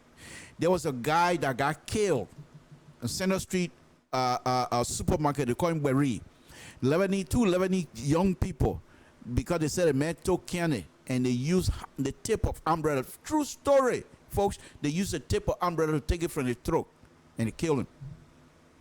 The guy were able to escape Liberia. This is why GAAPA was on our poll. And now, if you don't know, now you know. That story permeated towards the PRC, and they brought it up against GAAPA because he was who? The Chief Justice at the time.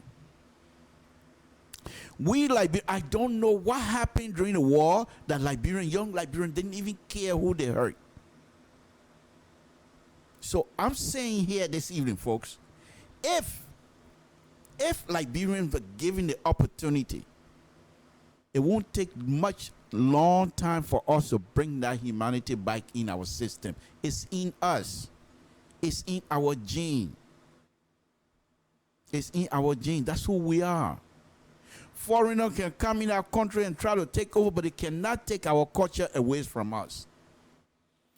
Unless we allow them to infiltrate and then try to dilute our culture by bringing in their own culture.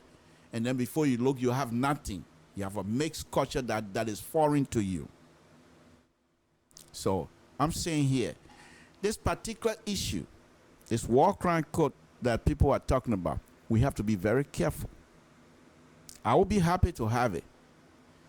But we should start doing our work now. Why? Why? Why did we do that?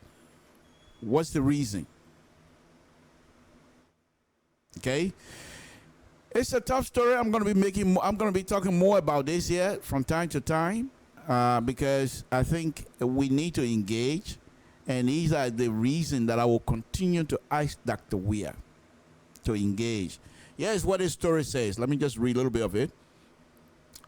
9 lawmakers on Friday signed a landmark resolution supporting the establishment, supporting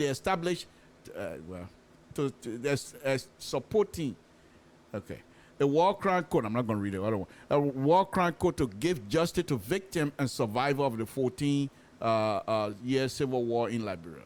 Okay. According to Hassan Bility of the Global Justice and Research Project, said the resolution and signature from the 9 lawmakers is significant movement for justice and accountability for crimes committed during the Civil War. Okay, crimes committed. Crimes committed. Okay, who committed the crime? How do we know most of these things are crime? Now you're going to say, but Mr. Tu, you're supposed to know somebody killed somebody that crime. Yes. I'll give you an example. There was a young man, and like I said, every one of us, and nobody is above this thing here. Every one of us must be called to answer. Even if you are not part of the war, we all must be called to answer. I'll give you an example. There's a young man, I'm not going to call name, because most of these people that I'm talking about, they still got relatives, and I don't want people calling me this evening crying. There was a young man fighting on the side of different group, but he got cornered in a building. He was there with a group of other people, so he told them, "Okay, you guys leave. I'll stay here, and I'll defend this place until you guys ready to come by with some ammunition or whatever." Well, as soon as they left, he became the group that were attacking him became overwhelming for him. He didn't run away. I know him very well. He's a young man. When we were growing up, he never shied away from fighting. That I know for sure. So when I heard that story, I know who he is. So I believe it. He didn't run away. He fought until he was no longer able to fight with no ammunition whatsoever. So he took care of himself. Now, are you going to say those who were attacking him, were they committing crime? Who are you going to hold responsible for those that were coming to attack this young man? And who are you going to hold responsible for providing ammunition to this young man to defend certain area? This thing is bigger than that. And we have to be very careful. We have to be very careful. People that are sitting in the higher position nowadays, we're not all the way up there. Who do you hold responsible? So which way do we going to go? How are we going to approach it? That, folks, left with us. Nobody else, not the international community, can decide that for us. We, Liberians, will say, you know what? Forget it. Let's move on. You know what? There are certain people in our community, we don't want them here. They don't need to be here because they committed certain heinous crimes among us, and we don't want them. We're going to have to make those determinations. We're going to have to decide those things. But again, we cannot come to this particular position with envies, with rumors, and yes say, Because most of the people that were participating in the war, most of them are not even alive anymore. They're talking about massacre in certain counties. They listed the counties here. How did these things happen? Do we have perpetrators who are willing to tell us exactly what happened, so that the family of these victims will have a release for themselves? Because if you don't know what happened to your relatives, you will never have peace. I know so. I know so. I'm speaking from experience. I'm 200 years old now, but yet still peace is not there from time to time. So we want people to, you have to approach these people with respect. Don't just sit there and say, oh, you did this, I saw you did this. No, respect. And let them come out and voluntarily tell us. Now, you might, as a country, set the rules and say, if you do X, Y, and Z, this is going to be your punishment. If you do X, Y, and Z, this is going to be your relief. And let the country decide on those things. And the leadership, the group that are going to be leading these things, they must be sincere. Because if you're not sincere and you have the people climb up, they don't want to say anything. You can punish whoever you want to punish. You will not get the result you want. Because you're not going to get the truth of what happened. And I think the truth of what happened is what we all want. So let me read on. Advocate, okay, let me read on. This is another interesting one here. And this one, I feel a little bit somehow. And this is how I don't believe that we need to approach these kinds of stuff. Okay? Here's the guy. Human Rights Commissioner Bartholomew B. Cardi said, President, we must show the political will by endorsing the war crime court. If you make a statement like that, so if the president is not supporting that, does it mean that he's not showing political will? If you're going to classify something before you even get to it, you already have a position. These are some of the things that I want us to avoid. We must go with open mind. Let me read on. In the past, he said, this is the same guy now, human rights. Now, this guy most likely going to be involved. He is already sticking, for me, it seems like he is already sticking position. And I'm not here to defend Dr. Weir. Dr. Weir can defend himself. It doesn't matter to me. I'm just being truthful. Yes, the other statement he made. In the past, when President Weir was opposition, which is a true statement, but why not bring it up into this kinds of conversation? In the past, when Dr. Weir was, when President Weir was opposition, he was singing for a war crime court. So why is he singing a different song now? Well, this man obviously have not looked at the terrain of Liberia lately. He has not come to the realization that Dr. Weir is no longer opposition. Dr. Weir is now president. And then once you sit up there, you see clearly what is happening around you. He doesn't realize now that when Dr. Weir used to sing, we had airmail, and Dr. Weir not singing now, we don't have airmail. I'm just putting all of these things out there. We need to have a clear understanding as to how we approach this. If we don't do that, if we come in, emotion is going to be high. I'm not going to deny that. If I'm given the opportunity to sit in the same room with Prince Johnson, emotion is going to be high. I just played my brother music here the other day. This is the same man who used to go, Prince Johnson well. Prince Johnson well. At one time he was stationed in Tapeta. So he used to be married to one girl woman anyway. So he know these people well. He know Prince Johnson well. And because of that, knowing you, I'm going there. He decided to go across the bridge because he know Prince Johnson, and they killed him. Why? Because he was crying. So if I were to sit in a room with Prince Johnson, emotion is going to be high. But I must have the ability to say, no, it's not just my brother that was harmed. There are other people in this country that was harmed. I should not, because of my brother, and let my emotion take over so that this whole thing can be derailed because of my behavior as an individual. If we're going to approach this thing, we must do it collectively. And therefore, if we do it collectively, we will be able to find an answer that perhaps will help all of us. But if you come out and say the person used to do, why are you not doing it now? That's individual. And we don't want to approach it that way. Folks, this is Samson to LIBERIA Public Radio. Let me go ahead and put my number up here this evening. I will now get out and let you have something. But before that, I've been talking for a long time. Let me just play music a little bit. Samson to LIBERIA Public Radio.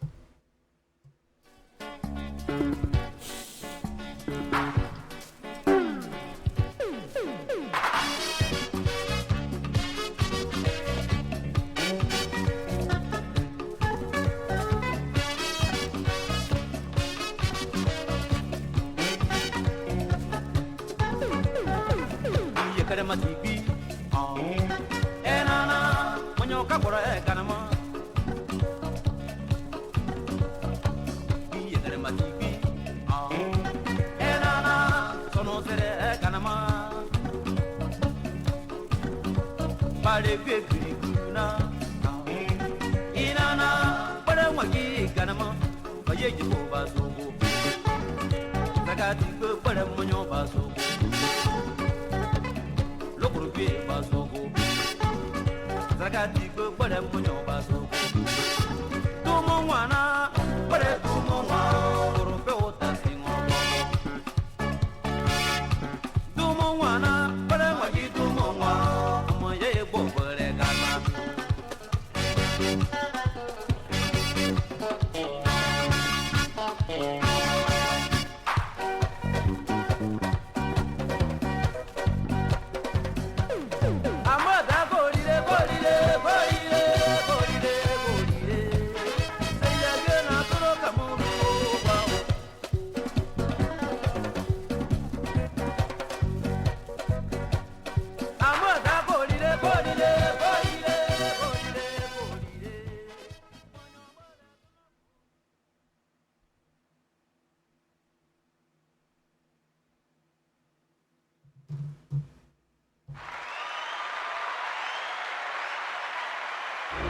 Okay, folks, Samson to LIBERIA Public Radio. My number is up there. Give me a call and tell me what you think. What am I saying here? Does it make sense? Something that people you don't think you're in favor of? Give me a call, Samson to LIBERIA Public Radio. Okay, call me 916-533-2048. I've been out here now for quite a while, folks, and we've been talking a lot. Give me a call here and see what you have to say.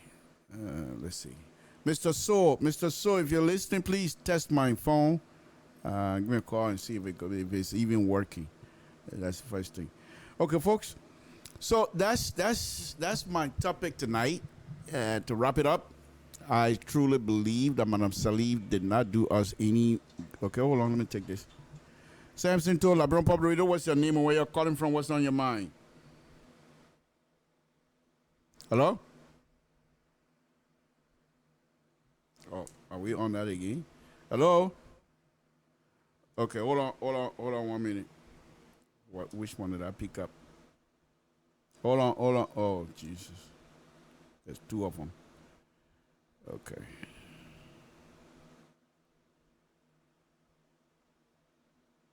Okay, are you still there? No, he's not. Okay. Try again. Try calling you again. I'm not too sure. That's why I always like for Mr. Soul to give me a test. Samson to LIBERIA Public Radio, please. If you call earlier, let me hold on 1 minute because I have. Hold on, folks. Samson to hold on.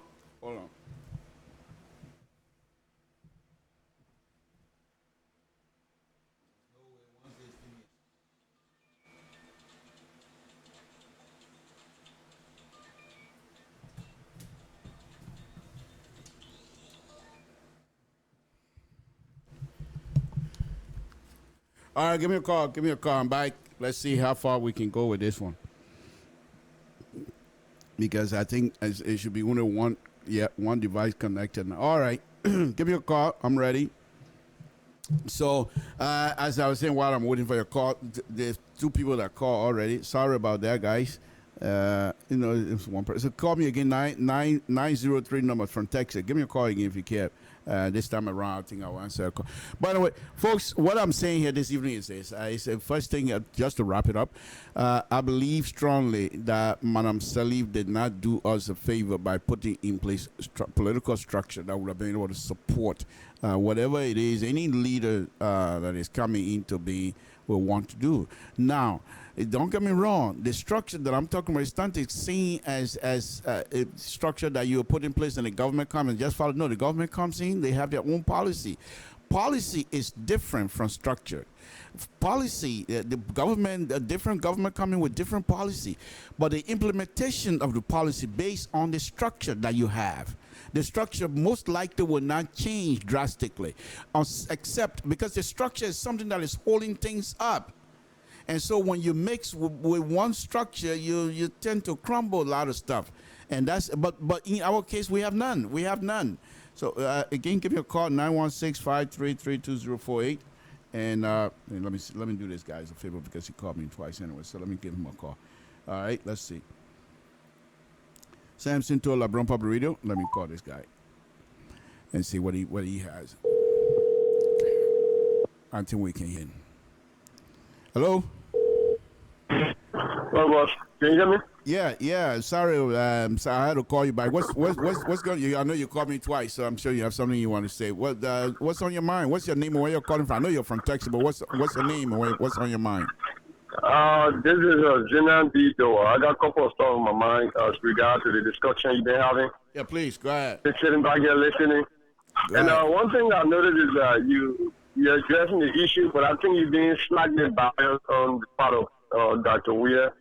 I think you, from what I'm observing. Okay. And my reason of saying that is that when you didn't mention the 16 billion, and you talk about lack of structure, you talk about Mr. Tua being educated, but then the idea is not being put in place that it's supposed to due to lack of structure.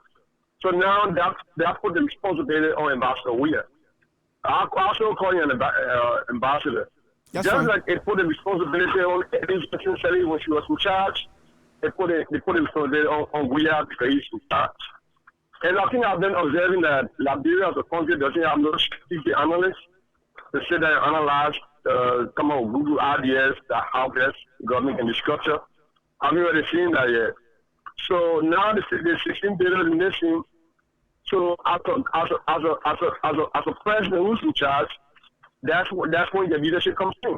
What do you do when those guys are your friends, when people on your jurisdiction do things on the contract? As a leader, you take steps to show that you are an effective leader. That's what leaders do. And then we did mention the TRC, how John Weir, we used to be listening to him because most of the time he's talking about bringing not the TRC, but the worker. Just like we listened to Ellen when Ellen talked about not prosecuting, but making the working atmosphere at Firestone right, and she didn't do it, and she started doing things on the contrary. I'm trying to see the difference between Ellen Johnson Sharif and Weir. Because now we are talking about the war crime, he's just not doing it. And you hear telling us that when you get up there, you gotta look at things from all angles. It makes it seem like there's a little hiccup when you share that. Now it makes it seem that we are about to start exhibiting some unethical stuff. Because as a leader, if you get in charge, if you come to you're supposed to do certain things, when you get there, your work makes you be who you are. Like for example, Donald Trump. Donald Trump said he's going to build a wall. Donald Trump not doing anything rather productive, but he's building a wall because people voted him because of the wall. He talks about immigration. He's doing the immigration work, he said. Even though it may be working contrary to what we thought it's supposed to do, like for example, the trade deal Donald Trump is supposed to be signed with the Chinese government, it's actually affecting us as business people. But those were the premises you ran on. So as a leader, you can't start doing things contrary to the platform that you ran on. Even if it will cause greed because decisions as a leader, it may not be favorable. It will cause emotion. But that's a consequence of making tangible decisions. So you think out here, we are, and start doing things on the contrary to what you are being voted for. The country doesn't have no structure. We do agree. The country have no structure since they were founded. Erin Johnson and Rasta have been the most criminal I've ever seen.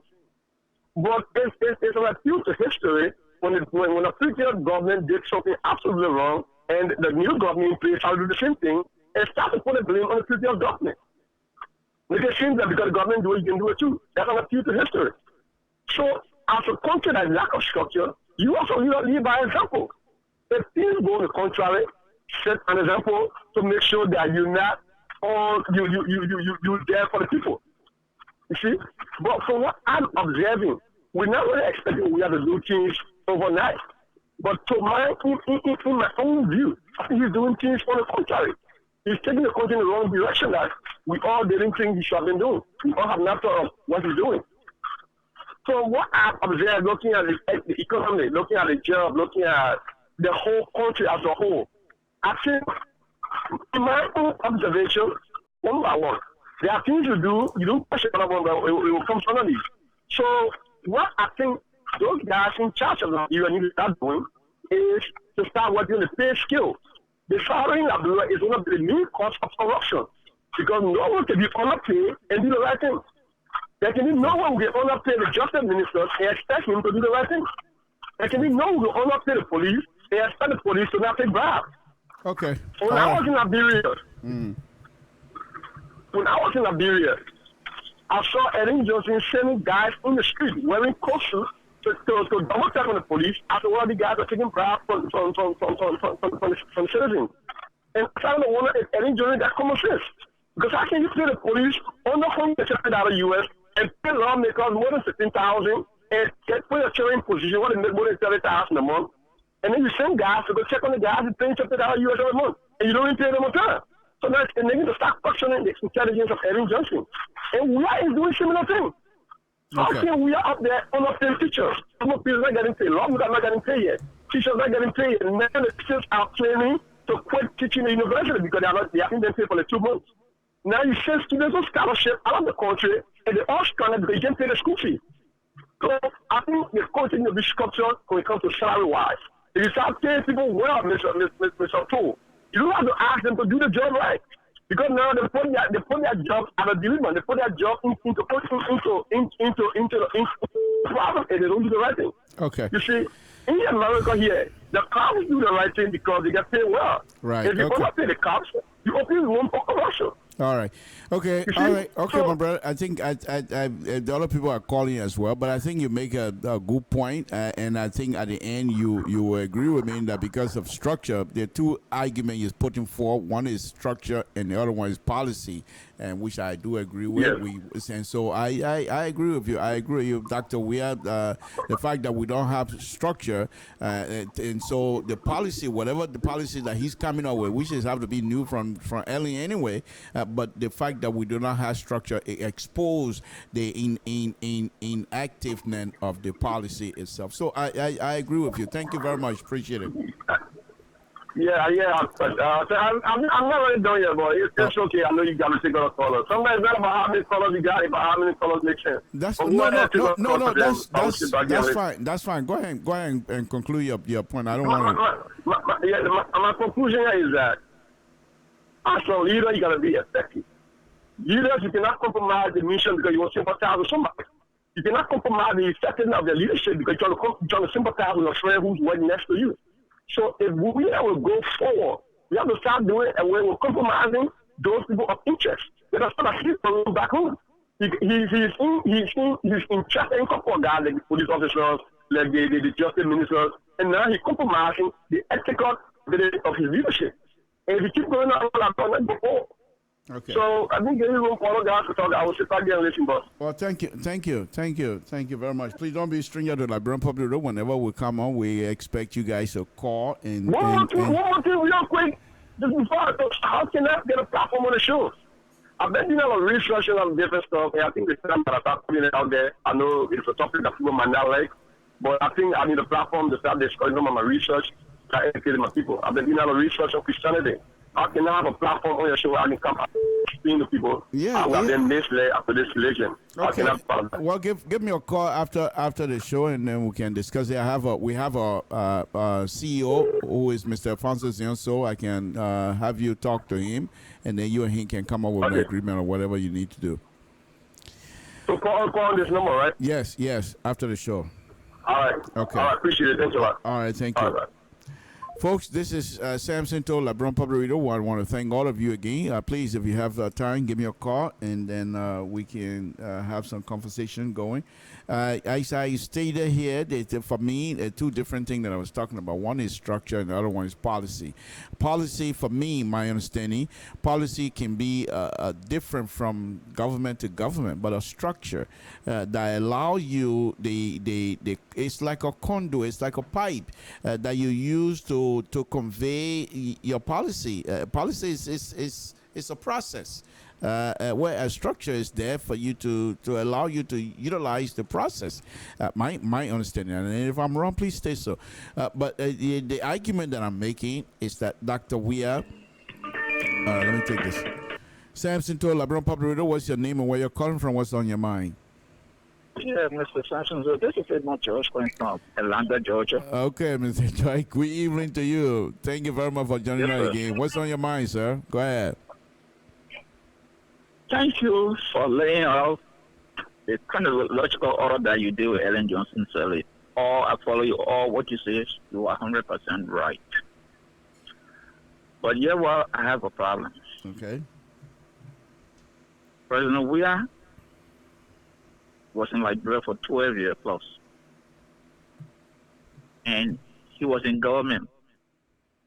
He saw the shortcoming, the fall, the ills.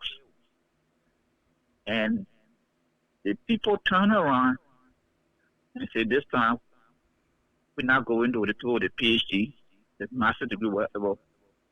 We're going to somebody that we feel that knows, have been in the trenches with us. Give President William state power. Speak about the code of conduct, nepotism, favoritism. Bringing close friends to you in government. The thing is like a vicious cycle to this what today we're experiencing. 16 billion now gone. 25 million now. The list goes on. And because people in his close inner circle, names have been mentioned over and over in these documents. And nothing forthcoming. We talk about President Weir spoke against war crime when he was not in political power. Today we will see. Frank Johnson is one of the advisors now to President Weir. He called him his son. R.J. Kuruma had gone to the CDZ party. And knowing, we are somehow not saying we want jungle justice just to grab people and put them in jail. But when there's an allegation against people, it's best to settle it is for people to go in front of court, a competent jurisdiction that will litigate those issues. So they to arrest certain things that people are saying about you. But again, if a leader failed to do those things, then of course we come back to say it's the leader's fault. And I tell you, if you watch the chip when President Weir was in Guinea recently, anybody I told you to go and watch the clip. He gave some analysis, draw some issues, but he said one thing that caught my eye. He mentioned the 16 billion business. He said today the 16 billion business is being put to rest. It's like Ellen Johnson saying, what my son did, I take responsibility. When the Minister of Finance, the National Bank, been implicated in two major reports, plus the local ones, in President Weir. Maybe if you have the time, just the chip from a visit to Guinea. He said it plain, loud and clear. Then I begin with the question, how can the President say this thing has been put to rest? when people in his inner circle, his Minister of Finance, the bank governor, all names mentioned in these things. So how can these people become exonerated by the president to say that this case has been put to rest? And we're saying, because I would say that was the contrast that President Ryan was drawing between he and Aaron, saying that we're not going to go back to the old order. We're going to do things different. But look at today. The National Housing Authority, the men that were accused, learn that they can't find the man. So the list go on.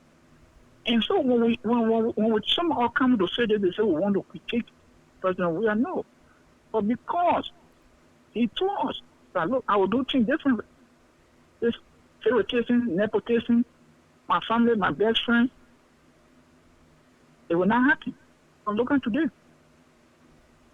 You take the rest and give to Indian and Lebanese people. You say we'll not be spectators. You take the beer Henneken, give to a Lebanese man. Now you're about to take cocoa and give to another Lebanese man. So why this thing cannot be open to every Liberian that will have a hand to participate? Why are these people? And that was the same thing everyone was doing. The same thing, giving contracts, look at the contract to her family and friends. And this is the same pattern that George Weah is following today. But every time we come to talk, people make reference or it happened in the past. And if we are saying we want to change the status quo, then we cannot continue to do the same thing that was happening in the past. Because if we're doing the same thing, that means the status quo will not change. So these are some of the concerns that we all raising. Because if that was the case, then there was no need to elect President William. Then the board should have just gone and let Boaka was 5% and say, I'm going to continue as in policy. But people cannot elect you, and we see the same thing creeping in again into the system. So then what do we do? Because we say the Congo did it, the countryman is there, and the thing is happening. So then where do we turn in this case? That was corrupt. We see I've been 16 or $25 billion. Nothing happened in Liberia for that kind of money. She left the light, the water, many of the hospitals, schools, all of that money, 25 to 16 billion now, would have been enough to take Liberia to another level. But what she did was like, okay, it's my time. Funnel the money. She and her family. And based on these things, that's what the election was all about. And President William said, okay, there's a contract. Right. So I just want to tell you thank you for your program. And I always say I admire you and I always call you. Thank you. Thank you. Thank you, my brother. We appreciate it. All right, folks, as you can tell, these are all emotional issues. Whenever Liberian issue is being discussed, and that's why you don't try to rush into it, and that's why you don't try to use insult as your guide, because if you do so, you do not give opportunity to other people, because you're not the only Liberians. There are other people that are hurting. There are other people that are happy. There, a lot of things, a lot of emotion is involved. But in order for us, one thing we all do, even if you're happy or if you're not happy, one thing we all agree on is that things are not going well. That's just simple fact. And so, how do we get those things to line up for us? And so that's what it is. And the interesting thing about the Liberian diaspora, to be honest with you, most Liberian diaspora, and I might be jumping through the roof here right now. Most Liberian diaspora most likely will not even live in Liberia more than 2-3 years anymore. Most of their lives will be in the diaspora abroad. But then the question, if that's the case, if what I'm saying is right, why are they always involved in trying to seek the interest of the Liberian people according to them? Because they love Liberia. Even though most of their kids are not going to Liberia to stay, but they understand that is their country. and they don't feel good to see other countries around Liberia moving forward while we all just continue to be at the same position year in, year out. If it's raining, we can't move. Our family members can't move. People don't move. If it's raining, flood all over. These are kinds of stuff that gets to us sometimes. And so I like I said, I don't blame you for anybody. You come out here, you accuse me of this, of that. You might not be satisfied with what I'm saying. It's your right, and you have the right to say so. I do not blame anybody, and I will not fault you for coming out here and not agreeing with me. I don't expect you to agree with me. I expect you to challenge me, but I think the fact that we continue to do it with respect, it speaks volume of all of us. I mean, not only do we care for Liberia, but we have no interest whatsoever to have these kinds of discussion being held at a confrontational level. That is not our interest, and I really do appreciate that for you guys coming on here and expressing yourself, even if you don't agree with me. But the fact that you are being respectful, that's a healthy sign of unity as far as I'm concerned. Now, can we as Liberians, the fact that we don't agree with each other, yet still we're being civil, can we transfer that type of behavior back home? Can we have look at the issue here the other day? This young man, musician. I don't know him. I never even followed his stuff. But from the little information that I got, he was, I don't know what got him tipped off, and the language that he was using, you could tell that was not him. The next day, he felt so bad for himself. And of course he said people wanted to jump in, but you put yourself in a position that your character, you try to morph your character to a different thing. It's not you. It will not work. Think that it's not you. You can't force it overnight. Even if you want to be bad, wicked, and say nasty thing and things like that, if it is not your character, it's not going to come out well. And so try to be yourself as you engage your brothers and sisters in these type of civil discussion. I appreciate it. Folks, I'm going to be here for another... Oops, time's up. I want to thank all of you again tonight to say thank you very much. Please join us again tomorrow. I'm sure Mr. Soul will come on. Usually when Mr. Soul comes on, he comes here with live reporter from Liberia who will give you live information, fresh and fresh information. Coming from Liberia, and but I really do appreciate you guys tonight. It's been a wonderful show. Again, the intent here is it's an intellectual forum, and I think every time that I come out here and try to explain myself to the intellectual among you, I think it's becoming a little bit old, because I think once you come into Liberian public radio, you're coming to an intellectual forum. So I will from now on assume that there's no reason for me to justify my statement. I will expect coming to the Liberian forum, Liberian public radio, where is intellectual forum, I will expect that you're coming in with an open mind, and therefore whatever statement that is coming out of my mouth, you will also agree that it's not with the intent of being malice, of being jealous, of being envious of anything. I'm saying it because that's what I believe, and I'm very grateful to all of you coming on here with an open mind.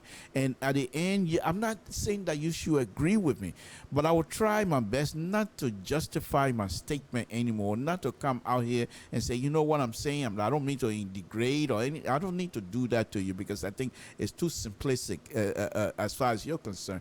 Your level of education is at a point now that I don't need to give you those kinds of baby talk. That's, for me, that's seems to be sort of disrespectful to your intellectual abilities, and I will not do that anymore, as long as you know, and I do believe that you know, that I'm not speaking out of envious or jealousy or whatever.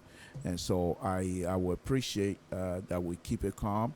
And once again, to Dr. Weir and his people, please, whatever you do, you need to engage the COP and this group. Because for me, this is how I look at it. Before I close, folks, this is how I look at it. And reason why I continue to ask Dr. Weah and his people to engage, because if you don't, why other people might consider these people to be making noise, even if we say yes, they're making noise. The noise is drowning out your success. Whatever little thing that you're doing that you feel you're being successful at, you're not having the ability to announce to the world, because there's always issue. Look how much instead of the American embassy coming out tooting some of your horn, tooting to the world that Dr. Weah, this young man, is doing X, Y, and Z, they had to come out the other day and talk about the protest, the planned protest. Now tell me if that's noise. No, it's not. It's taking away time that people are supposed to concentrate. Those friends and international community you need to continue to tell the world how best you're doing, how good you're doing. They're going to take that time and veer towards certain activities. By their coming out of making that statement, that statement could have been towards some of the things, some of the good things that you think you're doing for the country. And this is why I think engaging these people will be useful. Use the American embassy. I would suggest again, use the American embassy to engage these brothers and sisters. They are not enemy of the state. Just like Ronnie Shea. Ronnie Shea is one of the best friends of this government, I would say. This government of the CDC-led government is supposed to embrace Ronnie Shea.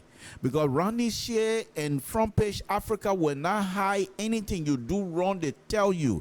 Today you're friend to them, tomorrow you're not. They will tell you. Some of the articles, Ronnie Shea and Henry Costa, they're friends. But go read some of the article that was written about Henry Costa. He's not doing it because he doesn't like Henry Costa. He's saying what he thinks or what the people are saying. So why can't you take people like Ronnie Shea as being friend of the government, not friend by giving him something, but accept what he's writing. Today might not be in your favor, but if anybody that is doing something or bringing in issue that will affect the smooth operation of your government, Ronnie Shea will not hide that person. And those are the kinds of things that I keep saying. But then if you have people who cannot contribute, and it's been my song, they will always find enemy of the state for you, so they will keep their job. Oh, before I go, one other interesting thing. There's two things I want to mention here. Both of them had to do with the press freedom in Liberia. Press freedom in Liberia. The folks, before I go, I knew I had something I wanted to talk about here before I leave. Press freedom in Liberia. Why am my computer acting up now? Press freedom in Liberia. Okay, folks, let me go to that, please. Just bear with me. Okay. Oh, man, come on, Samson. It's been a long day. Okay. It's been a long day. But here, oh, they got another one.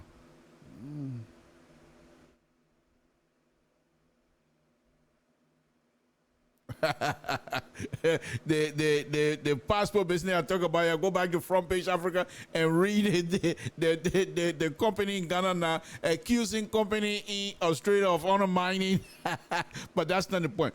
The press freedom that I wanted to talk about, these people were, Dr. Joseph Barker cutting rice. Oh my goodness. I bet he missed that. He misses that. Oh my goodness. But anyway, the point that I want to make,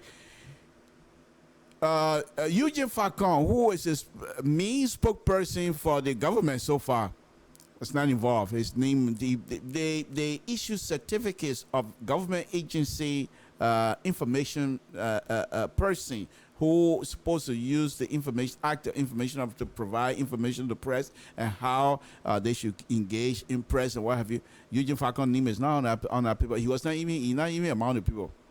And then they have another one. What Eugene Nambwe was being praised in England about the press issue in Liberia, that the government of the Republic of Liberia was able to pass a bill that allowed press freedom, and they were applauding them for their action. Those are the two things I want to talk about. The Front Page Africa has lots and lots of news.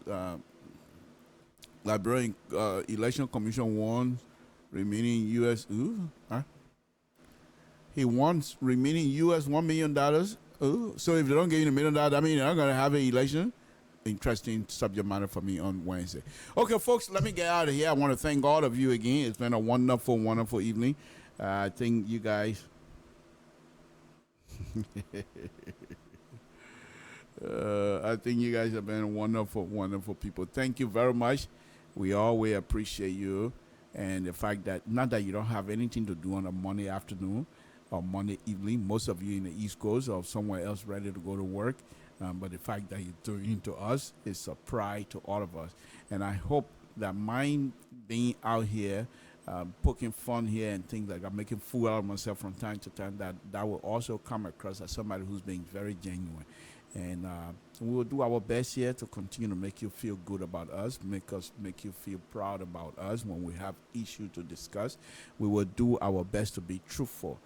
Now, I want you to take that with a little grain of salt. My truth might not be your truth, but the truth is truth. That's what I say. Samson to LeBron Public Radio. Good night, folks. It's been a wonderful, wonderful evening. Let's do this.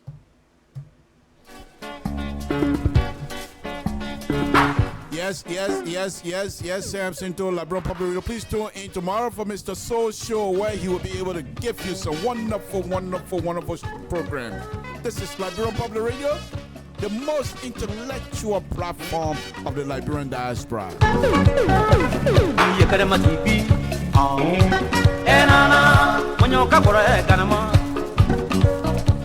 Yes, this is LIBERIA Public Radio, where when we come on the platform, we do not intend to make up story. We tell you exactly how it is, how we feel, with respect. And all we ask in return, that you respect us as well.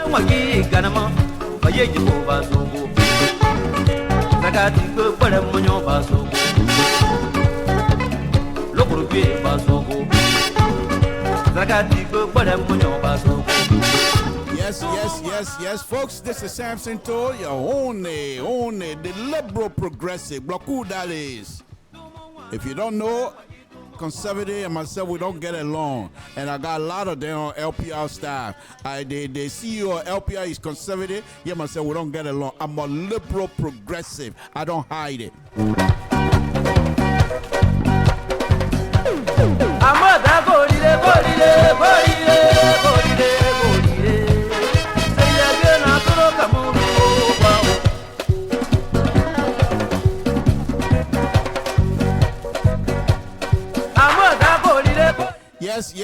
Yes, folks, we continue to preach peace. We say, let's do it together. Only all of us in this boat can move this boat.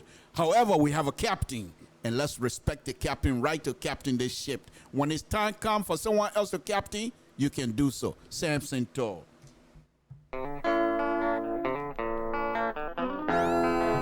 And then we'll say good night to all of you, and let's do it again Wednesday, of course. We'll be right back here to give you some more wonderful, wonderful analysis of what is happening back home. We don't fool around, where we here to not be afraid of nothing.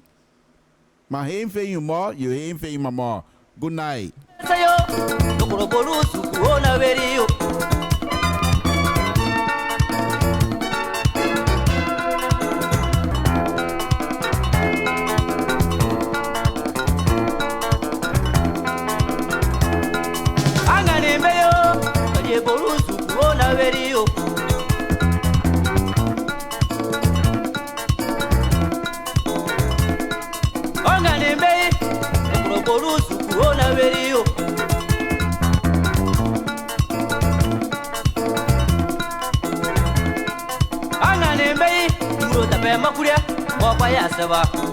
Onana ayama lokolo mwane sikolo mwa yepoza ne kripu ya mone u lokolo toliye bolu suku ogere yo omo ya lokolo kete so lori ti doro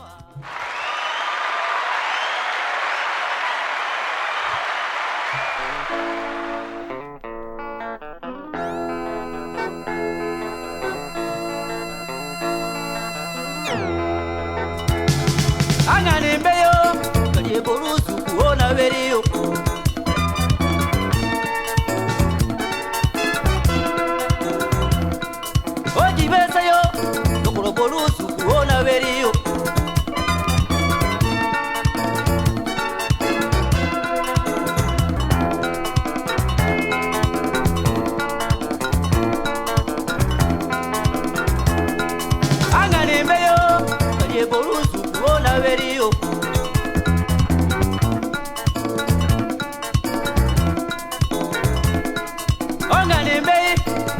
borusuku ona beriyo